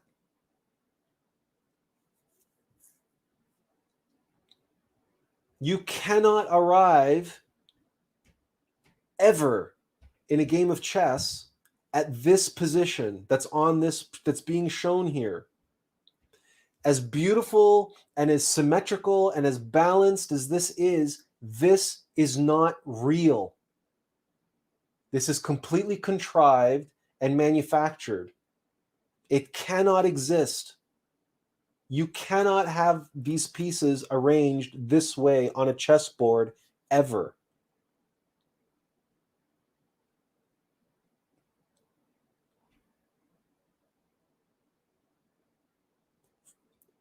In an abstract, pure, beyond way, sure, the Tao is there. And the Tao, we're not trying to diss the Tao here. What we're trying to do is be practical. And that you can say that there's beyond good and evil, that there's an adversary but not an enemy, and all of this stuff in the abstract, beyond, in the absolute, in Kater, in the world of archetypes. But you and I, we're here now in the world, on the chessboard, playing the game. And here and now, this does not apply. It does not apply here and now in this way. You cannot apply it in this way here and now. Because the reality is that this is how our opponent sees us, as prey. And they have been designed, programmed, divinely ordained to be baffles and to be baffling, to test, to try, to oppose, to obstruct, to be the adversary. If you are playing a game of chess and you are trying to arrive at this,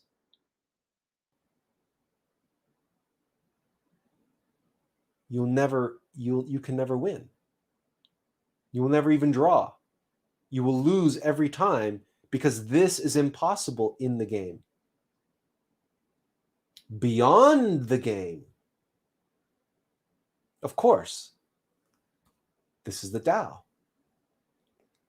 The Tao is beyond good and evil because the Tao is the foundation in the world of archetypes, in the absolute.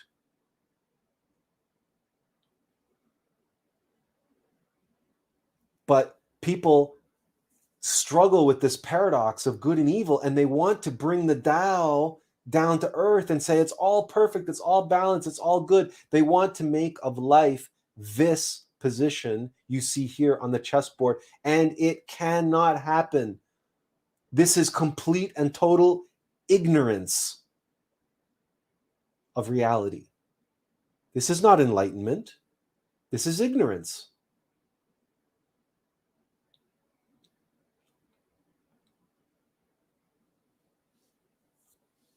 We must be practical. We must be like water. Water knows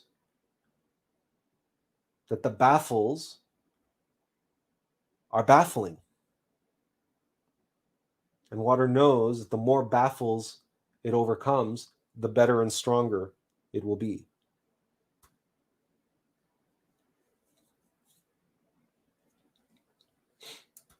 This is reality.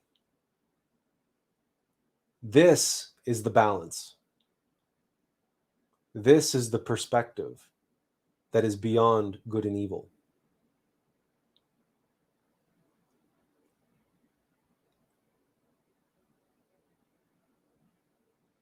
The reality that good and evil are real and required and necessary in order to play the game. To play the game is necessary to master it.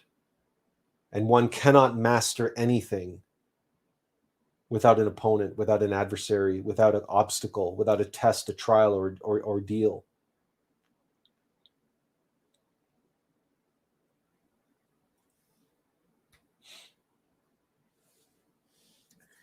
So, with this question of good and evil and divine and mechanical nature,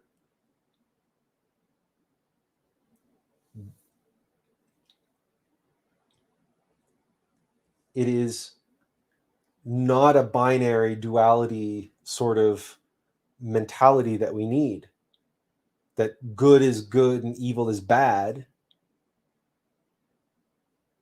because of course when you are facing evil, you must overcome evil, and you need to face the evil and overcome the evil in order to grow, in order to develop. And that ultimately says, well, that ultimately evil is good, because it's part of that game. It's you need it. It needs to be there. But it doesn't mean that it doesn't exist. It does exist. And it doesn't mean that its nature is not evil. No, it is evil. Because a baffle is a baffle. A baffle can only be a baffle. A baffle does what it does. It baffles. It's baffling. It is what it is. It is what it is. We'll get to that. We'll get to that.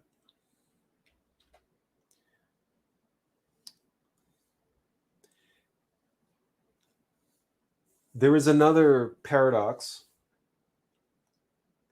that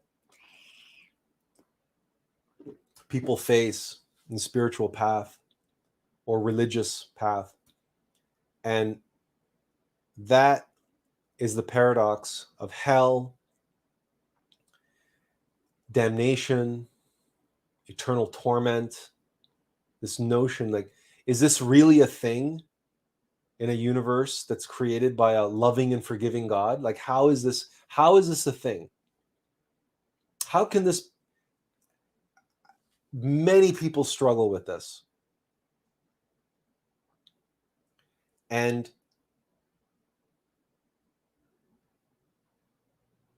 well,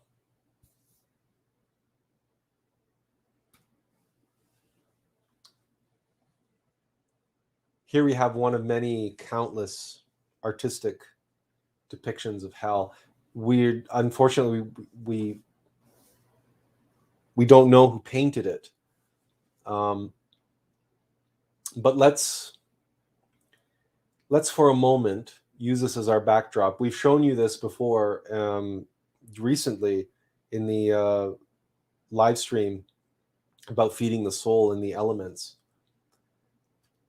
As we progress as a monad from the mineral kingdom through the plant kingdom, the animal kingdom, and the humanoid kingdom, right? We begin by being inserted as a monad into the mineral kingdom. And we follow the upward arc of evolution through these different levels.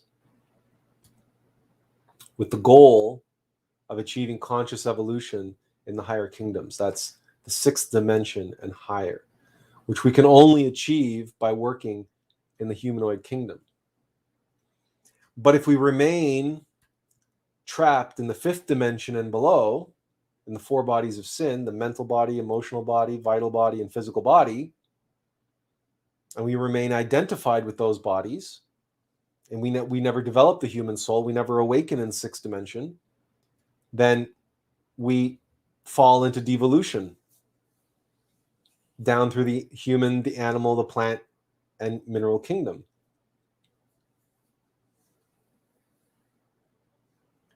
At which point, once we've completely devolved in the mineral kingdom, we will again be reinserted in the mineral kingdom to begin the journey all over again. Now, this, if you notice, I'll do it here because we can do it slower. This is a wheel. This is a cycle. And this, we can proceed on this cycle of evolution and devolution as a monad eternally. This is the only aspect of hell which is eternal. This is suffering.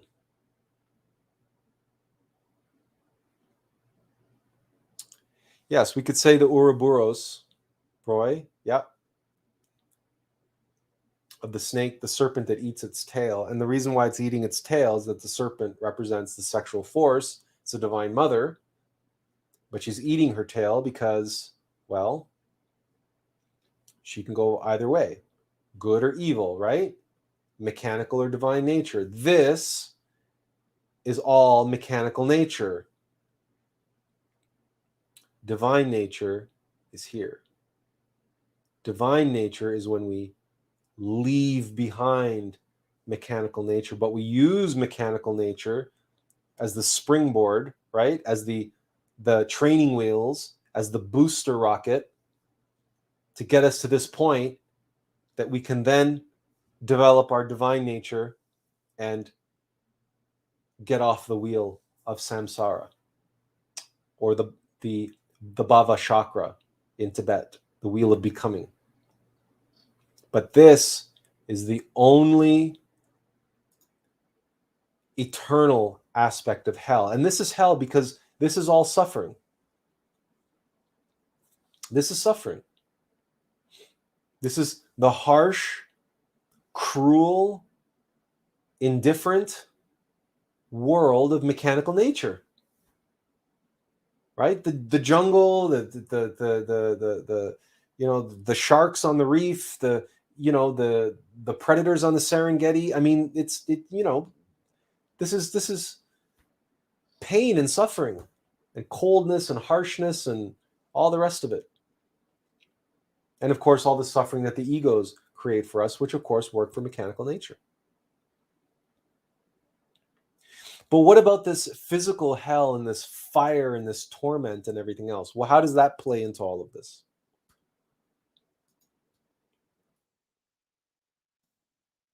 Well, at the center of the planet is a molten core. Tremendous heat, tremendous pressure. And the monads belong to this planet. We mentioned this, how all the cells in our body all have monads, all the atoms in those cells all have monads. But we are all connected karmically to this planet. We are all related to this cosmic family. So the cycle of a monad being born into the mineral kingdom. Have you ever seen a volcano birthing stone? because that's where stone comes from. That's where minerals come from. They are born out of this planet, out of the fiery crucible at its center. They come up as molten magma, and once they breach the surface, we call it lava. And then it hits the ocean, or the cold air of the ocean, and then it solidifies and it becomes lava rock and all the various different forms of stone and that exist in that magma, in that lava, that were formed under tremendous heat and pressure. We chose the following image. It's not the best, but we chose it because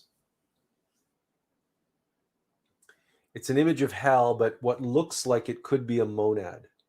If you can imagine or visualize a monad, a vessel that's been overrun with egos, and it needs to be cleansed of those egos. So it descends into hell to be cleansed. And people think of hell, or they want to think of hell as punishment, as retribution, as judgment and condemnation. But really, it's as simple as, if you and I cannot liberate ourselves from our egos consciously,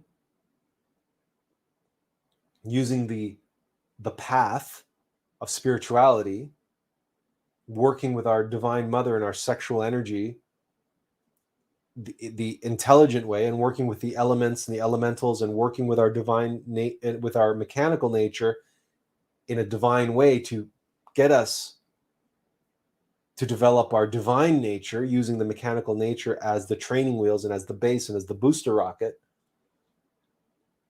If we are unable to liberate ourselves and free our monad from the infestation of those parasites, those egos, that again work for mechanical nature and are trying to drag us back down to mechanical nature,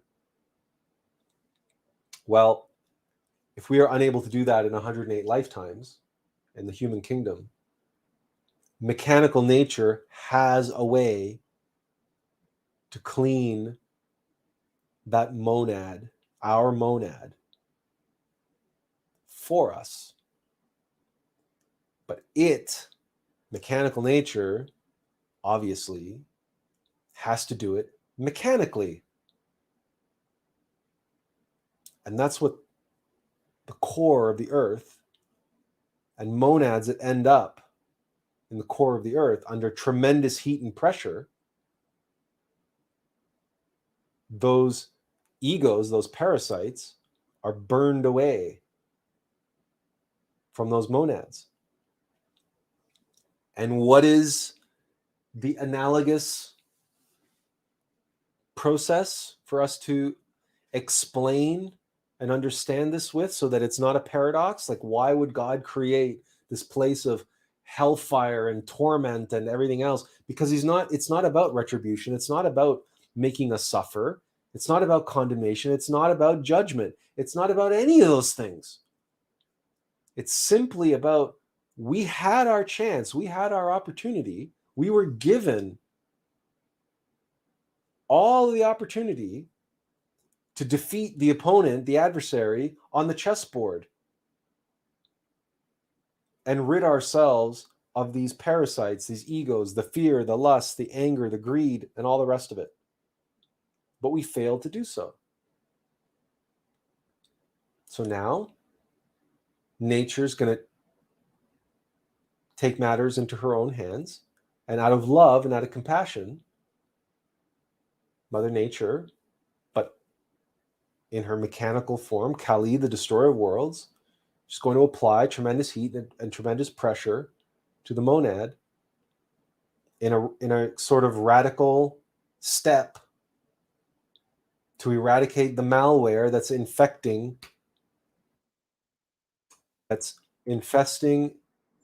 and infecting our hard drive.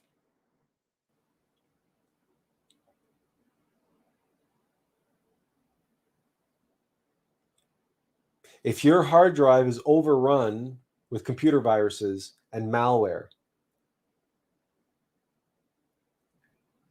and you buy all the anti-malware, antivirus software that you can think of, and you try running all the antivirus software on your hard drive, and you maybe buy one of those sticks, those USB sticks from the internet that you're supposed to plug it into your computer, and it's supposed to completely wipe your system clean of any and all malicious software.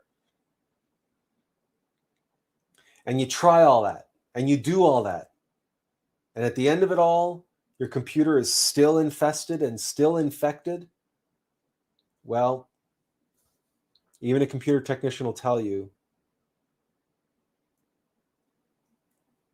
there's only one course of action you can take.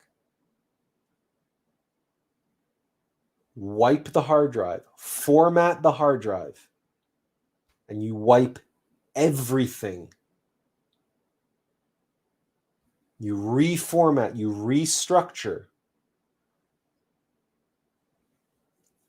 And remember what we said about water and the structured hexagonal structured water that happens through baffling? If the monad is so filled up with garbage and so infected and infested,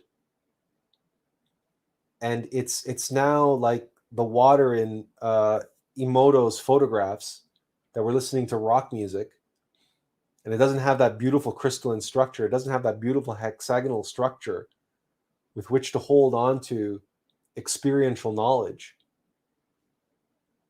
But it's like the polluted water. It's all just polluted water. It's all filled with pollutants, and it's stagnant and it's putrid. Well, it's mercy. It's mercy to reformat, to restructure that water. But a monad is not water. A monad needs a more severe, it needs heat and it needs pressure to be restructured and to erase all the traumas, all the negative conditioning, all the bad, all the evil, all the egos, all the mechanical nature's influences on it. And now mechanical nature is going to reorganize and it's going to eradicate all of those influences. And what will end up being inserted into the mineral kingdom through a volcanic eruption is going to be a monad that is clean and fresh, like a fresh install of Windows. And it's going to be reinserted into the mineral kingdom to try again.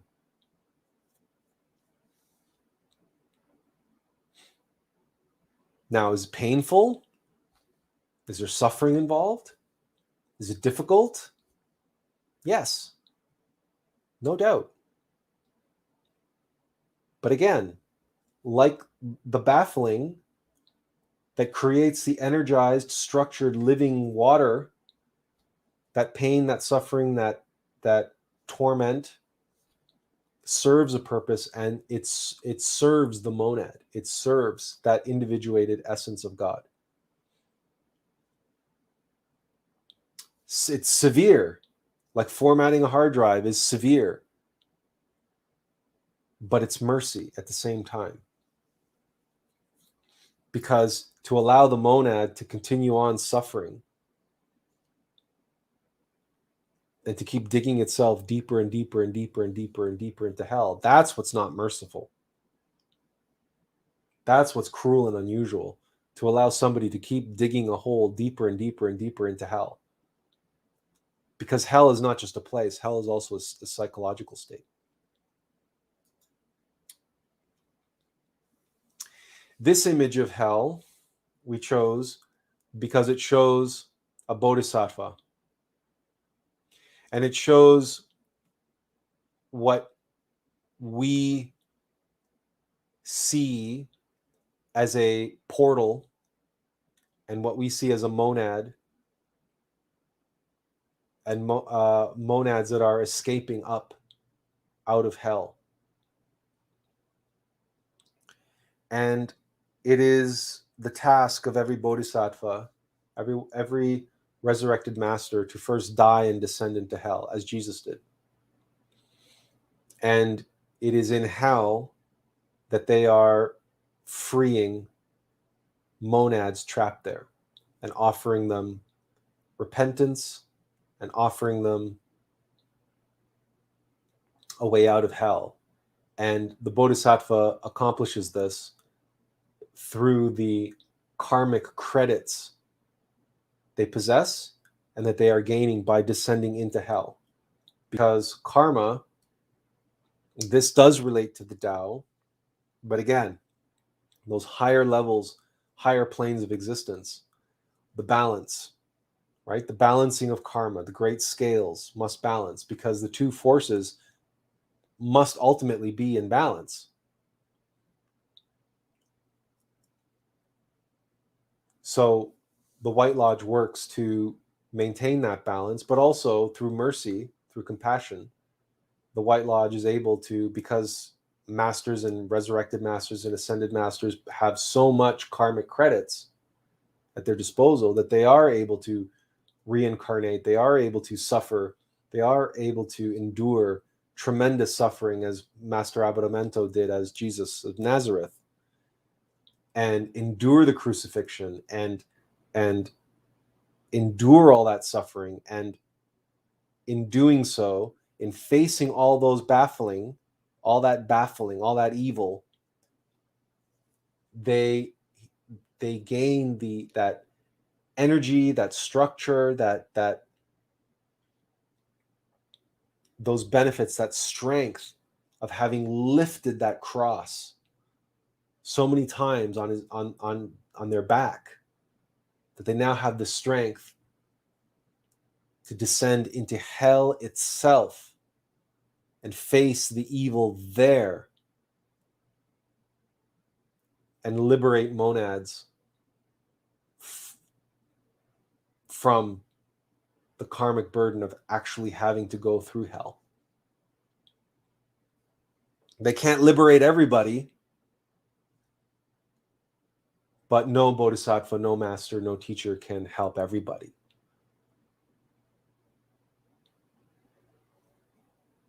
There is no paradox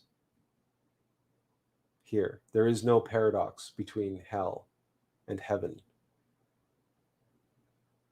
This is not, it's everything that, you know, religions teach, or people have heard, or people believe, or they've been conditioned to believe about hell is it's not eternal. It's not eternal damnation. Again, what's eternal is by choice. The wheel of samsara, a monad can be stuck on that eternally, but that's by choice, because they keep making the same mistakes. Even though every time they have a clean start, they have a fresh start, when they make it into that human kingdom, they don't take advantage of the possibilities and the opportunities to let go of mechanical nature. And so they just keep repeating the same thing over and over. So what about the self?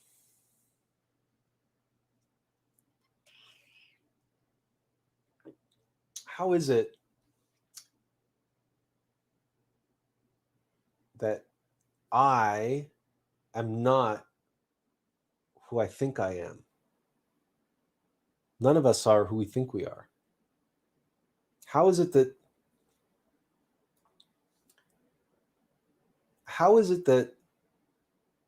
we can be here and yet this be a false self? And yet, how can we be aware that we're here, be aware of this body, be aware of this mind, our thoughts, and observe everything around us, and still be asleep, still be ignorant of our higher self, of our true self? And not only that, but ignorant of the logos, the being of beings, because there's levels and levels. This paradox, or apparent paradox, leads to that erroneous belief that people have that they are gods already. Again, going all the way back, full circle, to the discussion of mechanical nature.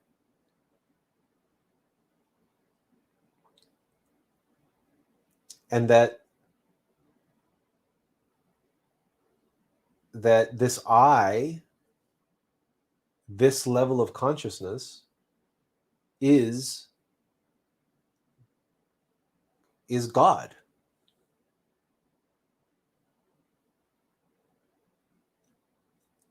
It's a paradox to the mind only because the mind is incapable of knowing through experience. The mind only believes. The mind is conditioned to think, to believe. The mind cannot know. So again, this is an apparent paradox, but it's one that the ego mind so cleverly takes advantage of, as all of these so-called paradoxes. And it creates out of these paradoxes, even as we try to peel them back, it takes and it creates a dangerous banana peel to slip on. Because at the end of the day, all of those new agers and all of those people taking those psychedelics, and they have those trips, and they're going through the universe, and they're doing this and they're doing that, and they're experiencing themselves, and they've left their body. They're okay with that. They're okay with that, but they don't,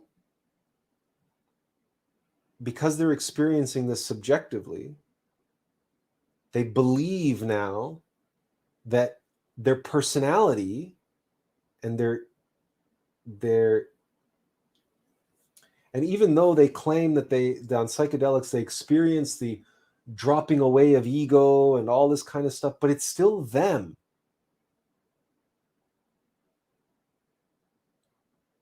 They believe that they can ascend. But we don't ascend. This personality belongs to mechanical nature. This personality is like Jarvis in the Iron Man suit. It belongs to the character, the persona, which means mask, facade.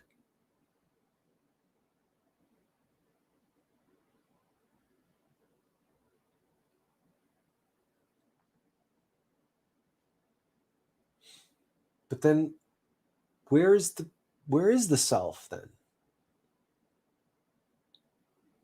If I'm not the self, then who is the self, or where is the self? And what, you see, the mind trips up all of this.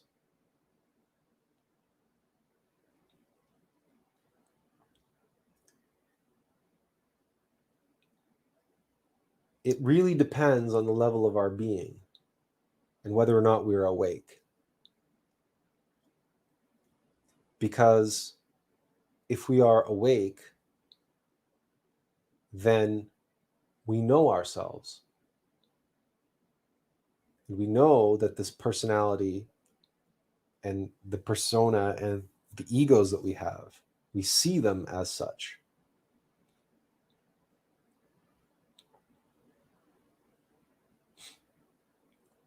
Remember when we were looking at the chessboards? Remember how the Black Lodge sees? And remember how the White Lodge sees?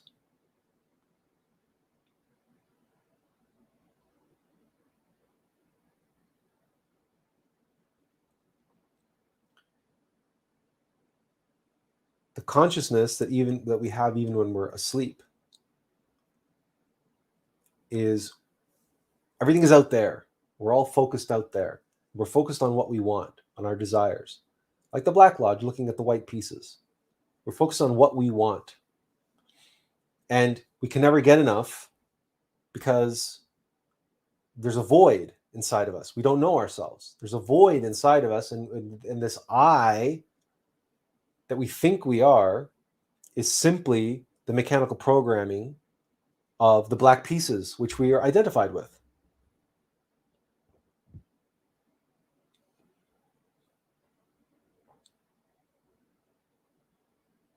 The consciousness is asleep.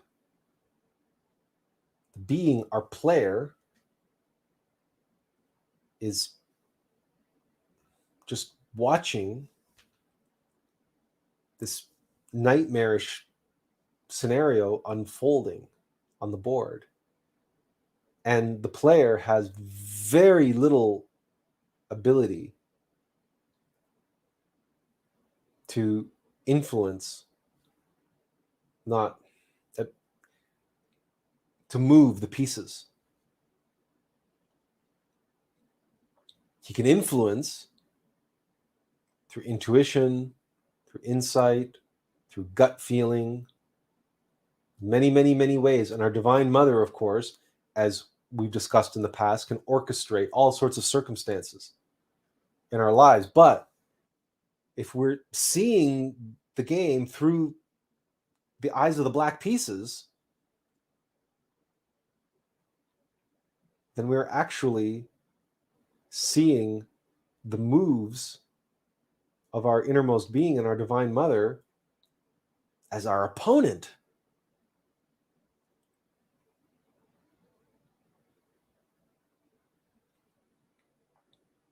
So when we are searching for comfort and security,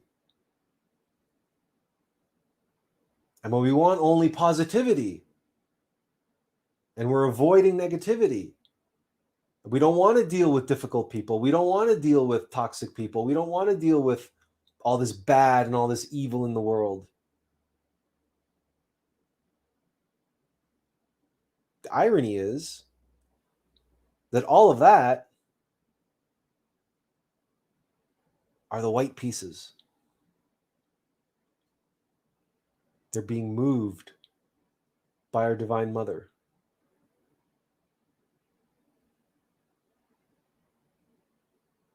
Because when we're asleep,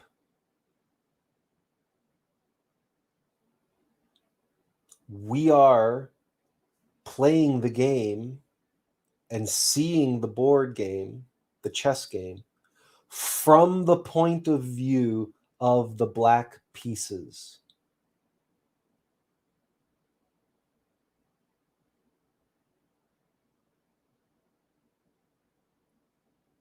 And our innermost being and our Divine Mother are moving the white pieces. But the black pieces, the white pieces, are the enemy, are the prey, are the things to take and the position to gain.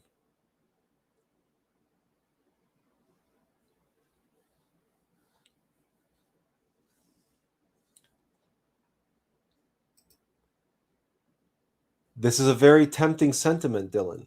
Love yourself. Of course, love yourself.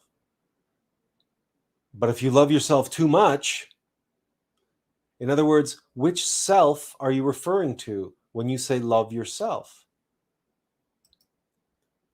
We have to be practical and work with the allegories that we are working with to really comprehend these paradoxes and really climb our way out of hell.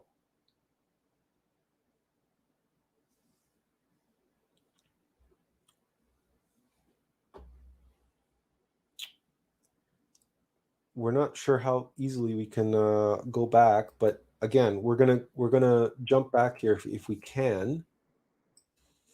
If we can.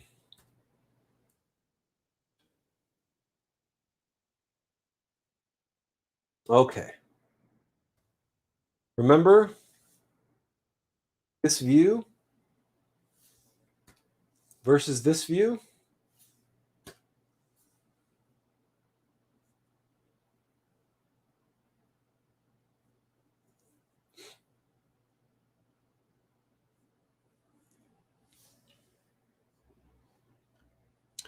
Earlier, Dylan asked, so why is it that a majority of human nature is so confrontational, brutal, self-centered, if we are all made in God's perfect image? Okay, this is why, Dylan. Because humanity plays the game of chess from this perspective, from this point of view. Because humanity is asleep and is motivated by its desires, its cravings, and its aversions. Desire is ego. Desire is the Black Lodge.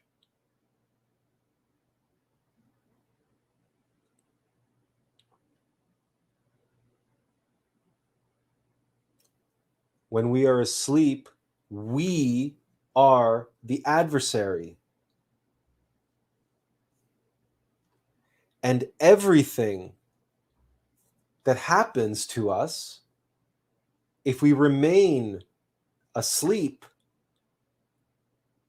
we keep seeing the board like this,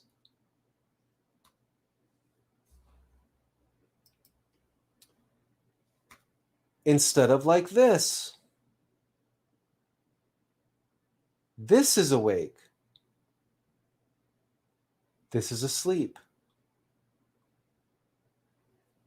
Now we see, aha, I have my pieces, right? I have my bodies, my physical body, my vital body, my emotional body, my mental body. And there, on the other side of the board, are all my egos. They're trying to take control of the board, my being, my life. And they're trying to steal my sexual energy. They're trying to take my pawns, my pieces, my elements, my that which I have to work with and play the game. The Black Lodge wants to take it for itself and wants to control the board. The Black Lodge wants to defeat me.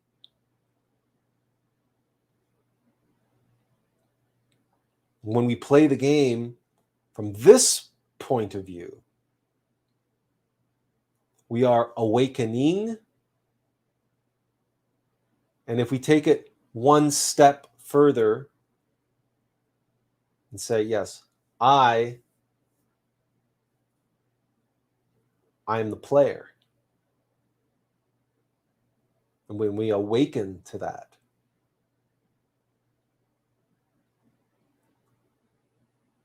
then you know, I'm the player, or we are the player.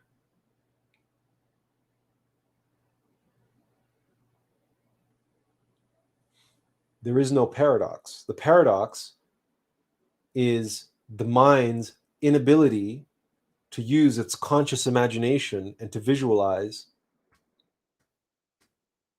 this.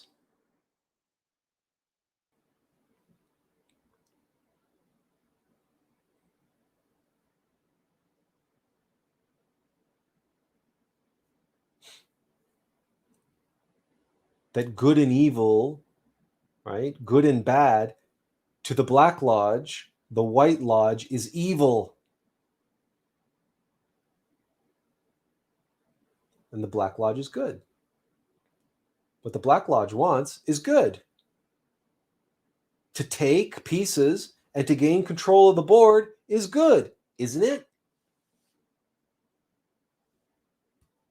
Isn't it good to eliminate ego?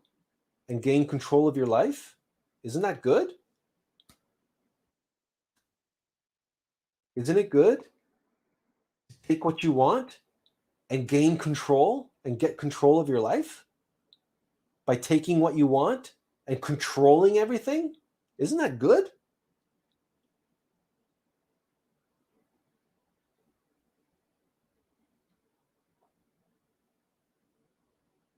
Now we start to appreciate what beyond good and evil means and what the Tao means. Through experience, but not this bullshit experience that people want to believe this can never happen.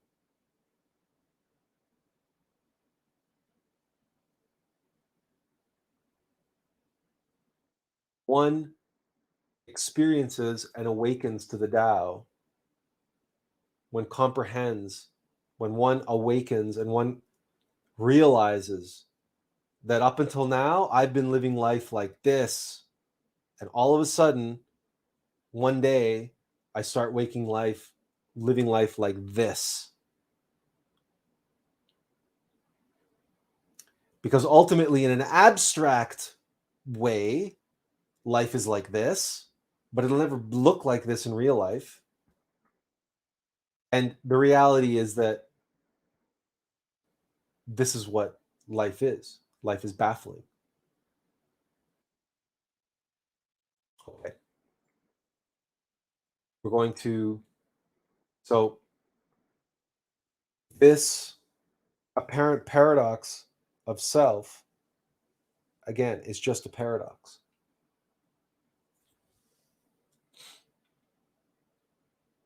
But it is a real, tangible reality for each of us.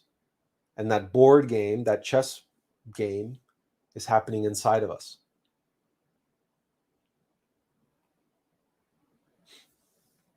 Because there are many people who look at their conscience as the enemy.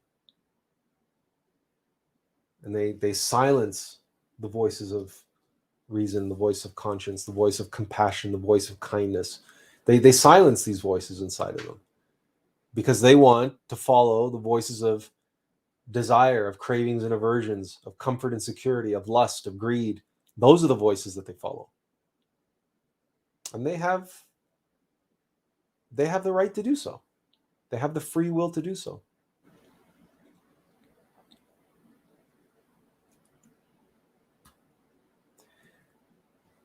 Finally,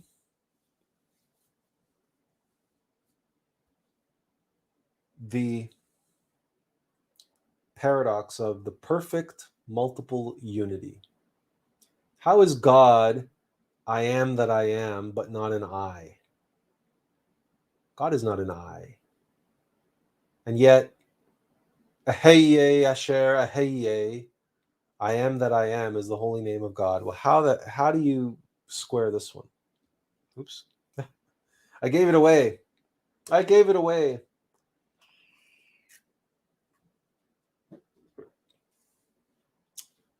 All right. Well, let's forego all the theatrics and the dramatic buildup and anything, and let's just. What is this? Can anybody tell me what this is?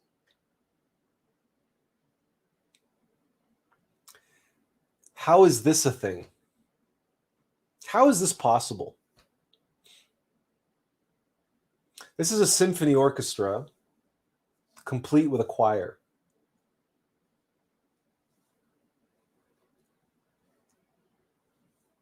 And perhaps the better question to ask is, can you imagine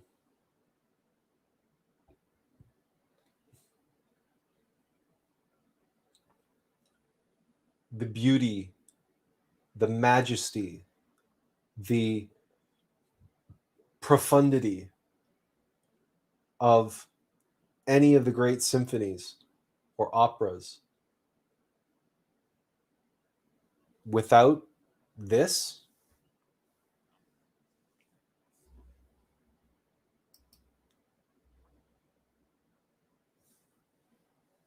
without a symphony, without harmony, without melody,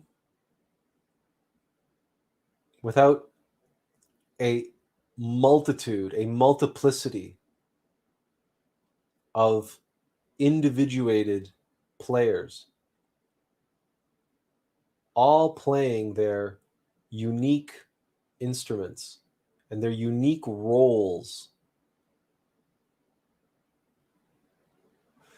We can take any theatrical production, any Shakespearean production, even a film for that matter, and is it not true that such collaborative forms of art are an expression, a microcosmic expression of the perfect multiple unity? That these collaborative experiences, these creative works of genius, of imagination, of passion, come to life day after day, evening after evening, against all odds. All those musicians, all of their suffering and preparation and training and practice and rehearsals and auditions and everything they go through, the repetitive strain injury, the all the sacrifices that they made.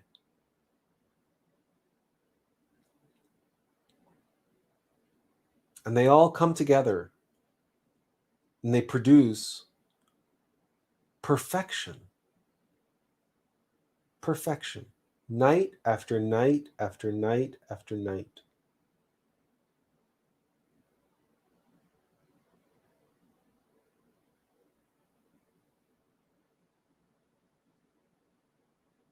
And sure, we can say, well, it's the composer. Yes, composer wrote the music. But what about the interpretation? What about the unique sound of that auditorium? What about the conductor and the time the conductor spent with the orchestra, rehearsing, preparing? The conductor's nuanced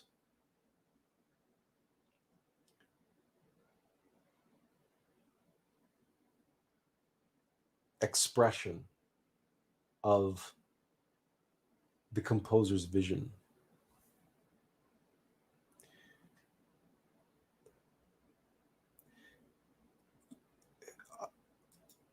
Priscilla says, VOT.FYI. You know, earlier, Linda said VOA.FYI, and now we have a VOT.FYI. Are we supposed to know what VOA and VOT mean, or are we going to have to look this up?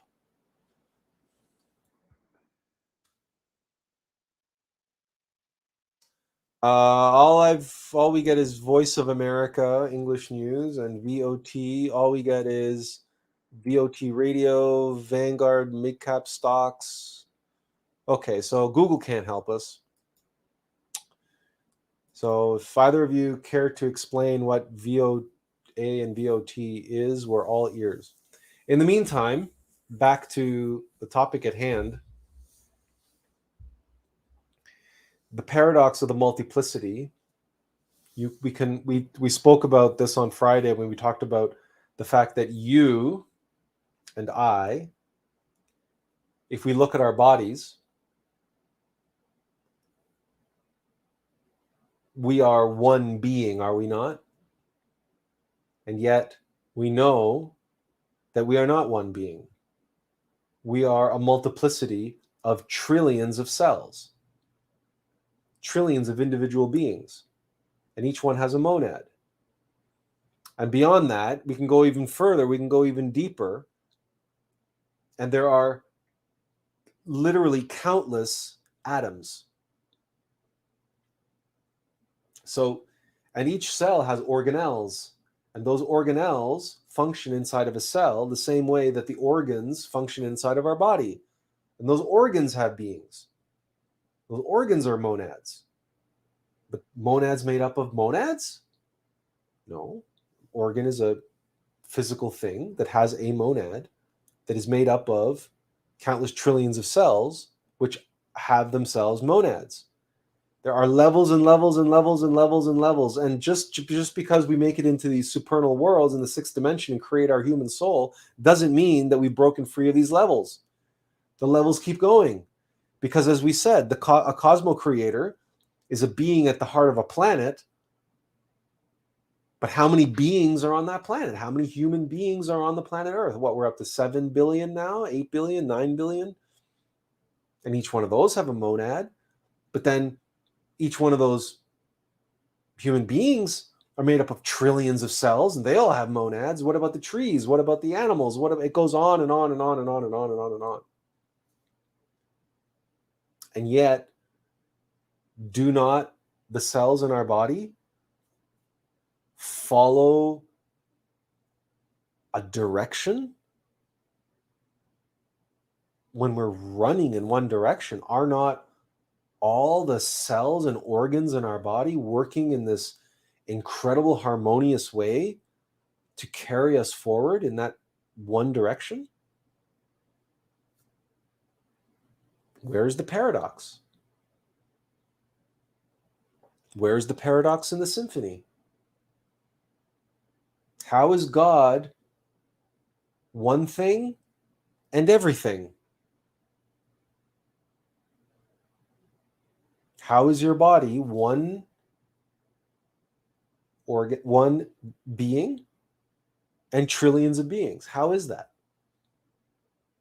It is. It is what it is. It's not a paradox. It's practical. It's here and now. And from a biological perspective, how could it be anything else? When we're shedding literally millions and millions and millions of skin cells every minute, we're just shedding them. They're just dying and shedding off of us. Beings, monads. And new ones are growing, and new ones are, and these things are replicating. It's life. We are a microcosm. We have symbiotic relationships. We have an ecosystem in our body. We have symbiotic relationships with bacteria. How is this a paradox?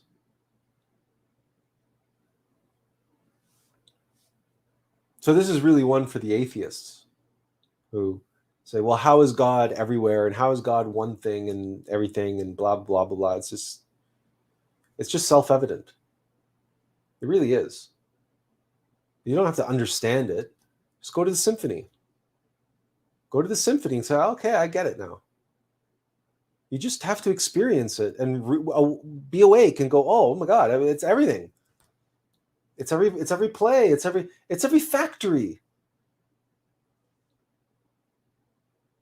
It's every construction site with different people with different skills and different abilities, different talents, different trades, all coming together to build something and create something, to play something, to share something. And what they build, what they create, what they share, what they do is greater than the sum of the parts. And all the beings who are participating in that experience, including the audience, because they are a part of that experience, they are bringing their energy as the audience to that orchestra. As one who has performed on stage theatrically, we can testify that the energy of the audience is absolutely what we work with. It is the paint. that we paint with on the stage. It is the audience's energy. They bring that to the table. Nothing is better than opening night in the theater. It doesn't matter how many times you've rehearsed and performed in rehearsal. Your performance in rehearsal can't hold a candle to your performance on opening night in front of a packed house for the first time. Because you finally have a full palette of energy to work with.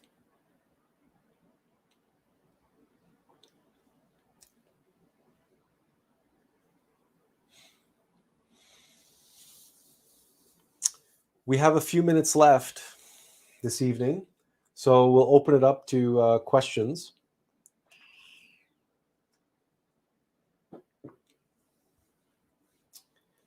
We hope that we've done justice to tonight's topic. And again, we urge you to, in your life, in your day-to-day, go through with an open mind, an open consciousness, a receptive consciousness to the living, breathing Word of God, which is all around us. Everything is an expression of the analogous ultimate methodology. The analogous ultimate methodology is at the heart of all phenomena, including ourselves. So these apparent paradoxes, high level or whatever, anytime we encounter something which is problematic to the mind,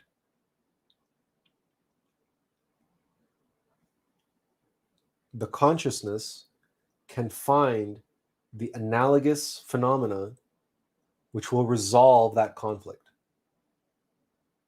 if we are open to it. Because the consciousness is a superior faculty, and experiential knowledge is a superior faculty to intellectual speculation. Self-evident experiential knowledge. It is what it is. You cannot deny it. If you deny it, you are insane. You are a lunatic. A lunatic is one whose mind is governed by mechanical egos, by divine nature, by the moon.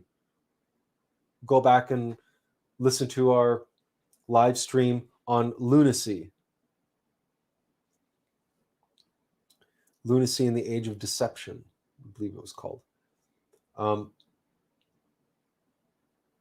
how the moon governs mechanical nature. And that's why we call people lunatics when their whole mind is like that model covered in those mechanical bits and baubles all over their body. They do what's fashionable. They follow desire. They follow craving and aversion mechanically. But the consciousness is superior, and the consciousness can see. That's what it means to have the eyes to see and the ears to hear.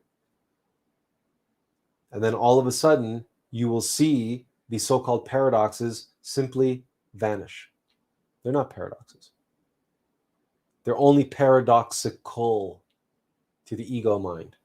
And they're made that way. They're made to seem that way in order that we fall for the trap. The ego mind creates the problem, and then the ego mind offers us a solution, like nihilism, or like, oh, we're all gods already, we're all divine already, we're all one with God already, so we're all divine already. And that's like someone in this symphony orchestra saying they're Beethoven. Well, we're all playing his Ninth Symphony. We're all playing his Ninth Symphony, right? We're all here playing his Ninth Symphony, so we're all Beethoven. It's lunacy. It's lunacy. or the person who's right taking psychedelics, saying, "Oh, that's all I need to do, and I'm gonna become I'm gonna sit with the archangels Michael and Gabriel and Anael and Samael, and I'm gonna sit with them, and I'm gonna hang out with them, and I'm gonna count myself their equal." Yeah, and Jesus too. Yeah, throw Jesus in there. Oh yeah, I hang out with Jesus. I hang out with Master Aberramento in the Absolute. Yeah. He who sacrificed himself, who went through crucifixion, who was the greatest master of masters on this planet. Oh yeah. I'm good with Jesus. I'm one with him. Yeah. I just smoked a bunch of mushrooms. It's lunacy. It's lunacy. Okay. Some questions then. A prayer recommendation to invite the self to take a more significant role in our mechanical vessel.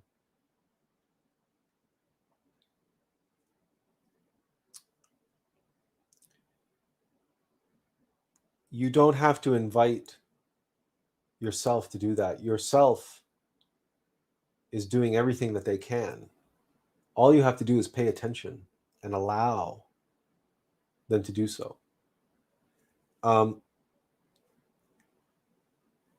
But the Pater Noster, or the Our Father, the Hail Mary, full of grace. We can recommend a book called the Gnostic Prayer Book, which has a bunch of different prayers for different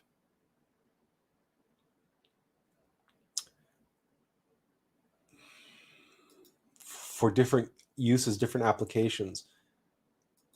There are, for example, the prayers of protection to help protect you from egos. And then there's, of course, mantra. So Om Mani Padme Om is a mantra that you can practice over and over and over again. Will assist in awakening the consciousness. That's using the power of sound, and prayer is, in essence, the power of sound. We're going to see if we can pull this up for you here.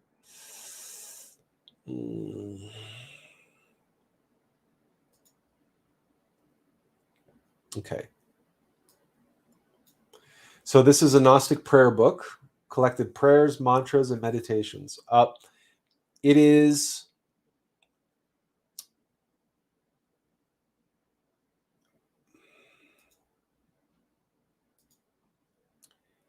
it's not a big book. It's not a thick book. I think it's like $10 or $14.95, something like that. So that one we can recommend. But again,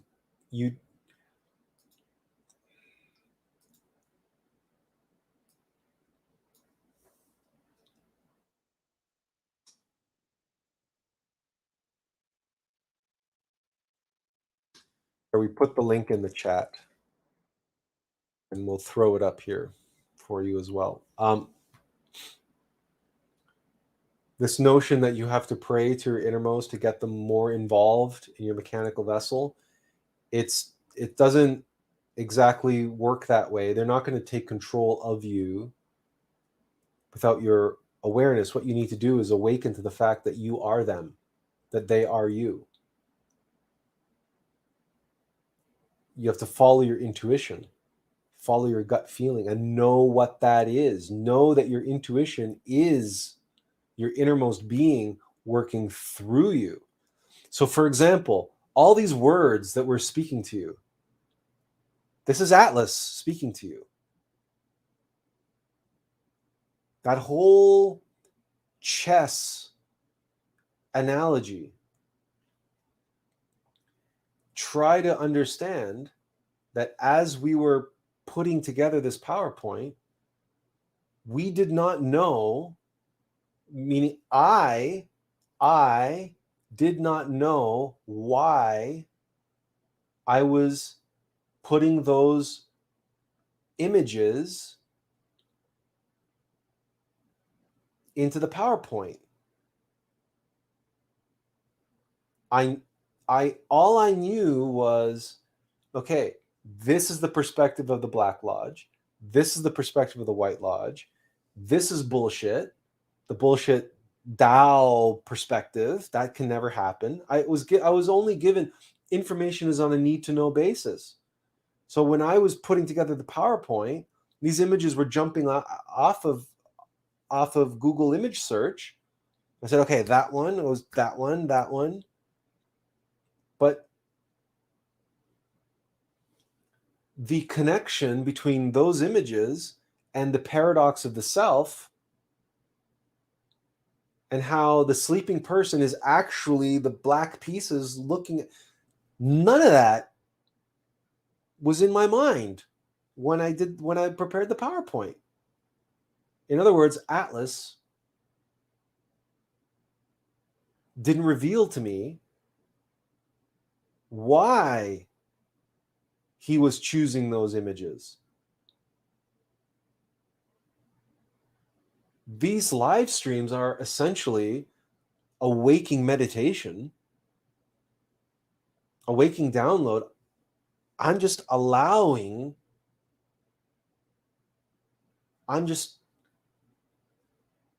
acting on that which I'm being given by Attlas from within. So it's a matter of observing and knowing yourself and allowing the unfoldment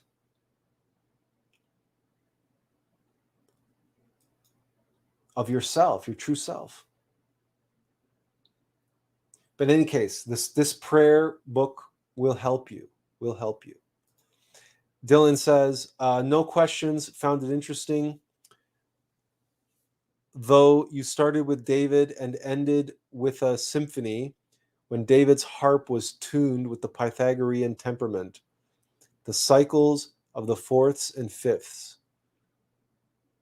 Sorry for my less egregious comments.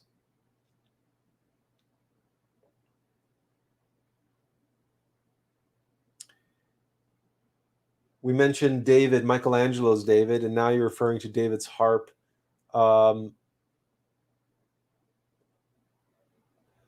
We're not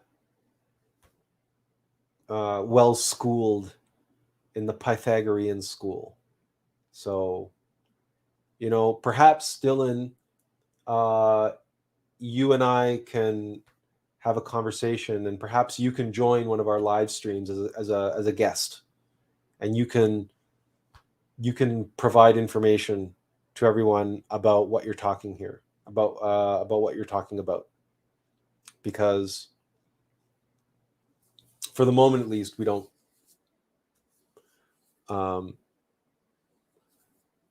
at the moment, we don't see the relevance between what the topic that we were sharing and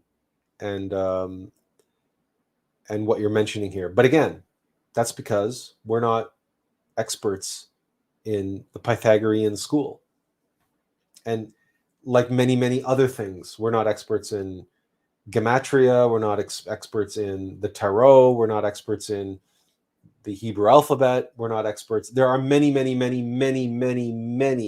countless esoteric topics and areas of study that we are not expert in, that we don't know about, or at least that I am not given to know about, and that I have not been told to become an expert in. Why? Well, without sounding too self-aggrandizing, we are here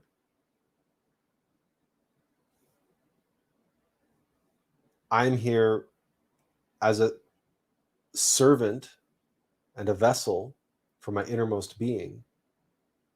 And together with Attlas, we are here as a servant and a messenger of the Logos. And yet,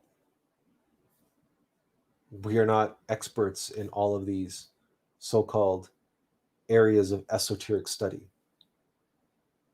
How is that possible if all of that is extraneous and ultimately unnecessary to the path?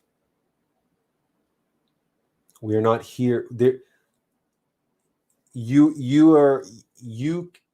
can come on as a guest and teach other people about that information, or people can go to glorian.org or literally hundreds of other websites and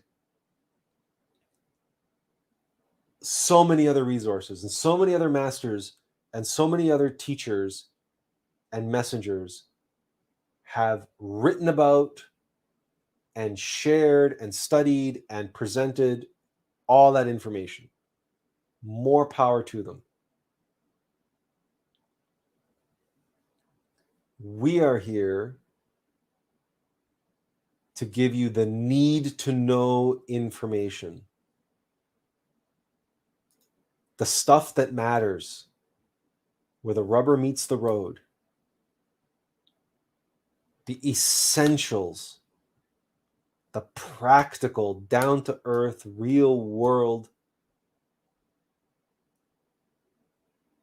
elements of the path. And then you can, if you awaken, meet your divine mother, meet your innermost being, start receiving from them in a way that you can have like waking meditations, and you start developing that true faith of knowing yourself. Your innermost will tell you what's valuable to you and what isn't. And if he tells you to go and study Pythagorean schools and sacred geometry and all this stuff, then knock yourself out.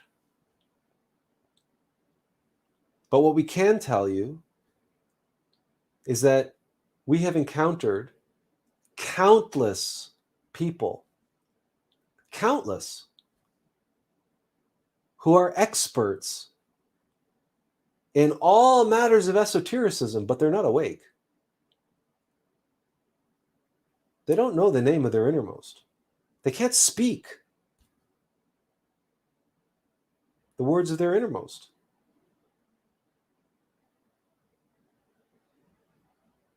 They can quote Manly P. Hall, Blavatsky, Steiner, Gurdjieff, and they can fill books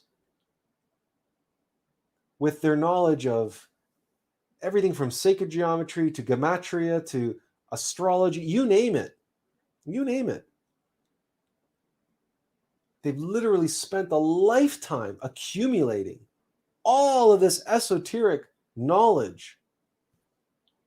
And we're here to tell you that they are nowhere ahead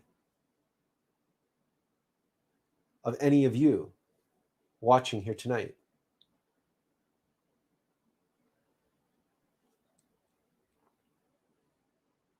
That's why we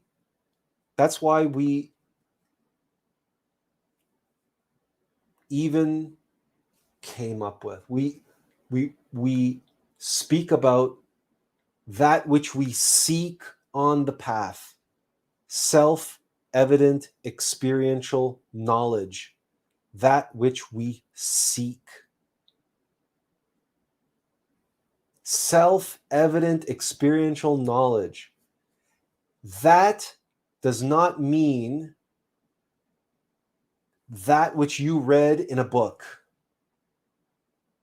And that's why when we give our live streams or when we do our videos, we try to use visualizations, and we always refer back to the analogous ultimate methodology. which is analogous, analogs, allegories, case studies, real world that in your imagination, when you see it, when you're presented with it, like seeing a chessboard from the surface of the board, from that perspective, and how that changes reality. When you realize that all human beings who are asleep are playing chess from the side of the black pieces, but they don't know it.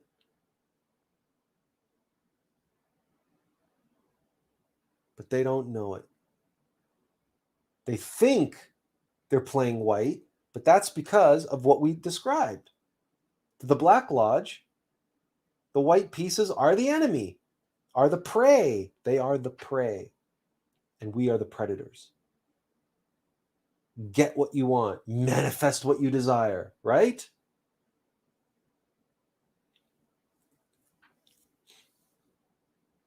So this is what matters. This is where the rubber meets the road, and the Black Lodge and White Lodge, and how to develop and how to grow and how to awaken, and the work and the lessons, the wisdom, the word of God, living, breathing, it's all around us. All the baffling that we need as we flow through life, the baffling that we need.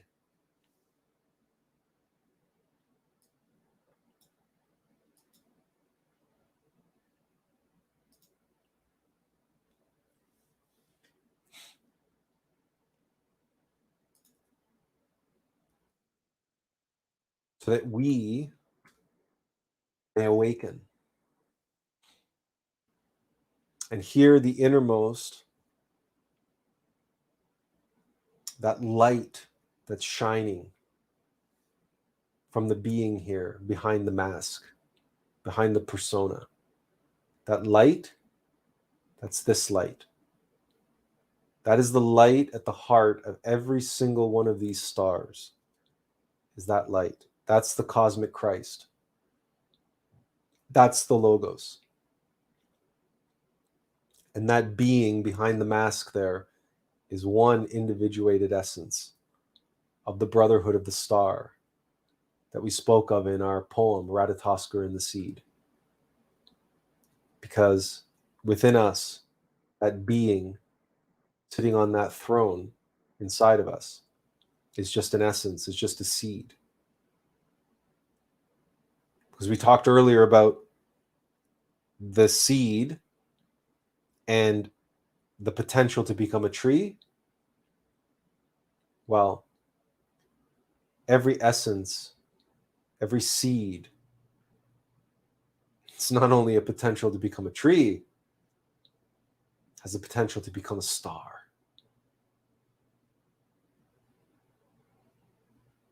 First a moon, then a planet, then a sun.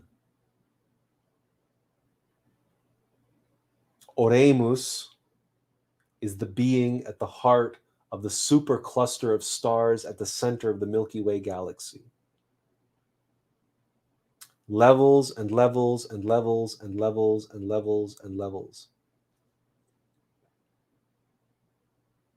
Surely, between now and then, there will be more than ample opportunity, and there will be a time and a place to become a master of Pythagorean theorem and Pythagorean mathematics and sacred geometry. Of course, there is a time and place for that. But if you ask us, to become a master of all of that intellectually is putting the cart before the horse.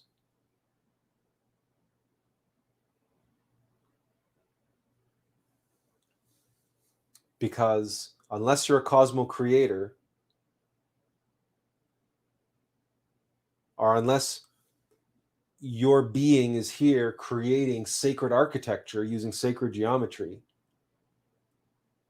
and you have a very specific task and a very specific practical application of that knowledge. But again, we've known too many esotericists who fall into the trap of accumulating esoteric knowledge intellectually. And we cannot count how many people have bragged about their esoteric library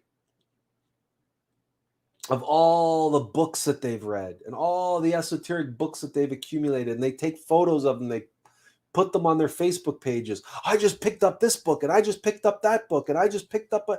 Have you ever seen or heard us brag about what we just read?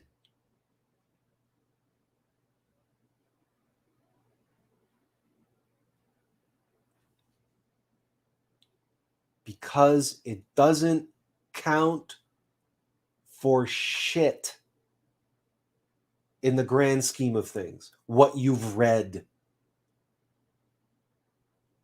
It doesn't matter that you've read the Bhagavad Gita or you haven't, or that you've read the Pista Sophia or you haven't. Because we've met many people who have read the Pista Sophia, they completely misunderstand and misinterpret the whole goddamn thing.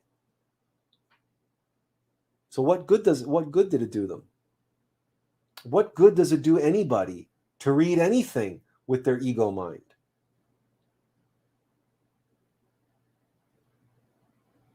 We can go and watch Jordan Peterson, the poor fellow, give his lengthy lectures on the Bible and the Bible stories and fairy tales, and the poor intellectual animal gets it completely wrong. Oh, sure, he can find value in it because, of course, these are archetypal stories, so he applies modern problems to ancient scripture, and he believes he's cracked the nut on the Bible. And see how practical it is? 5,000 years ago, they knew how to become successful in today's society.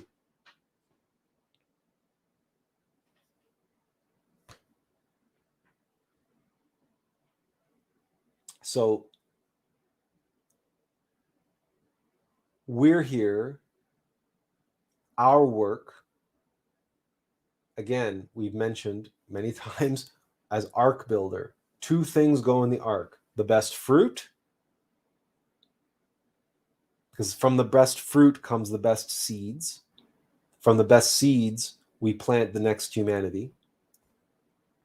And the second thing that goes in the ark is knowledge, gnosis, da'at, self-evident experiential knowledge, that which we seek.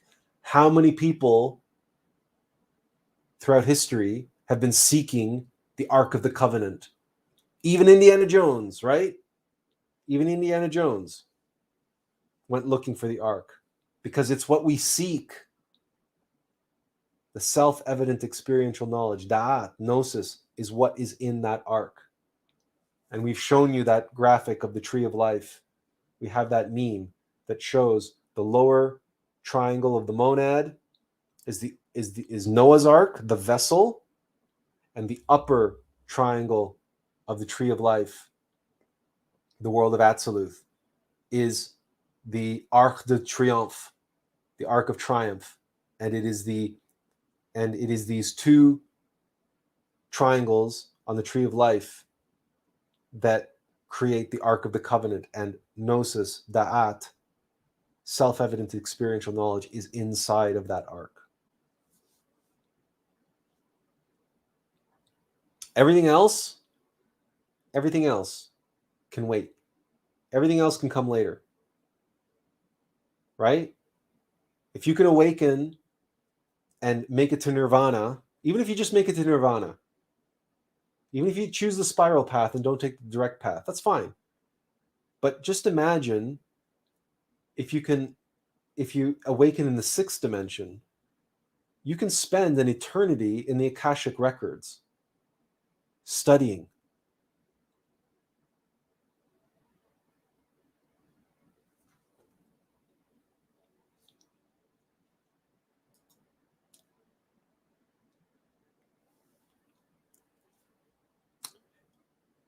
Benjamin says that's why today's society is very dangerous, because ego dominates in all social media platforms, and Facebook tempts people to brag. Well, Facebook is an interesting platform. We use it. We like to think in a positive way. We don't go on to Twitter. Twitter is an anathema to knowledge. Twitter is a reactionary. Twitter is a soundbite platform. It's a place of reaction. It's not a place for reasonable conscious discourse. It really isn't. It's a place for egos to react to one another and attack one another and make themselves feel better, to validate themselves. So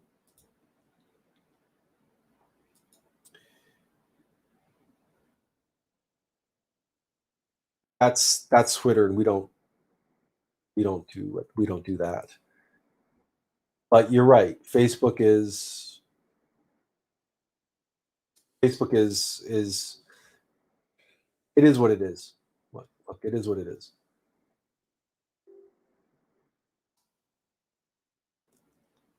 Straight path versus spiral path. What is considered the straight path? Hopefully, the one that we are on. Oh, we'll throw that up here.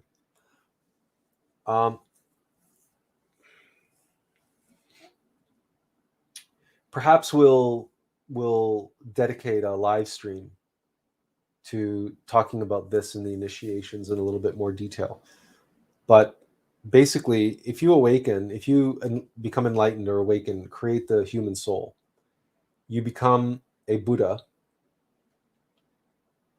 and you can enter into nirvana. You can get off the wheel of samsara. You can get off that cycle, and you can make it into nirvana.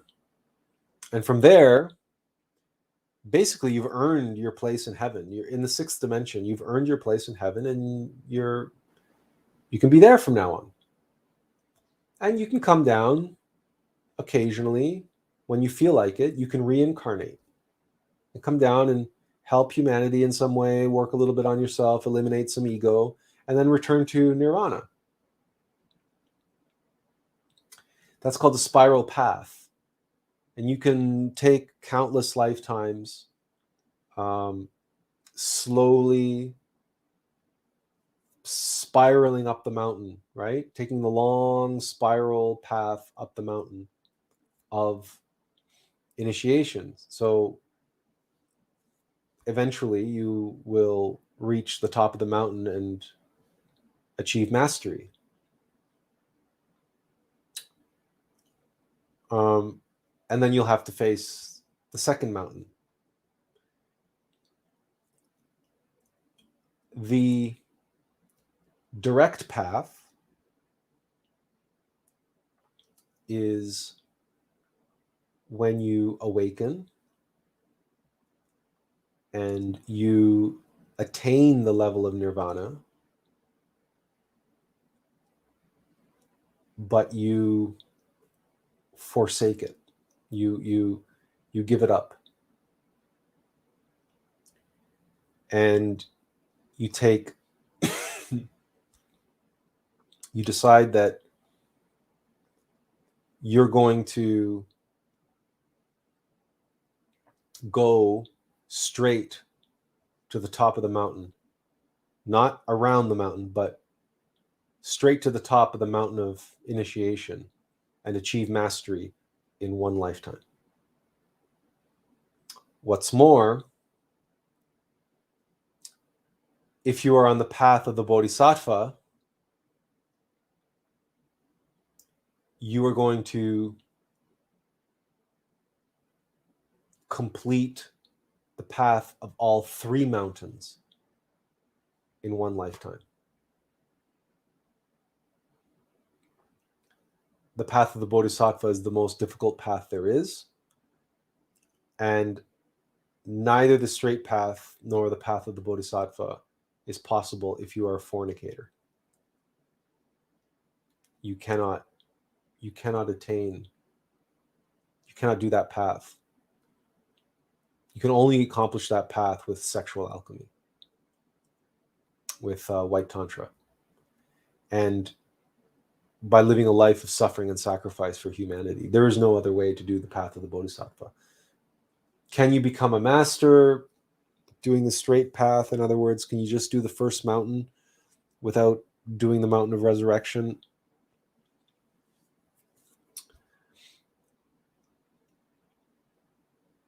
We cannot deny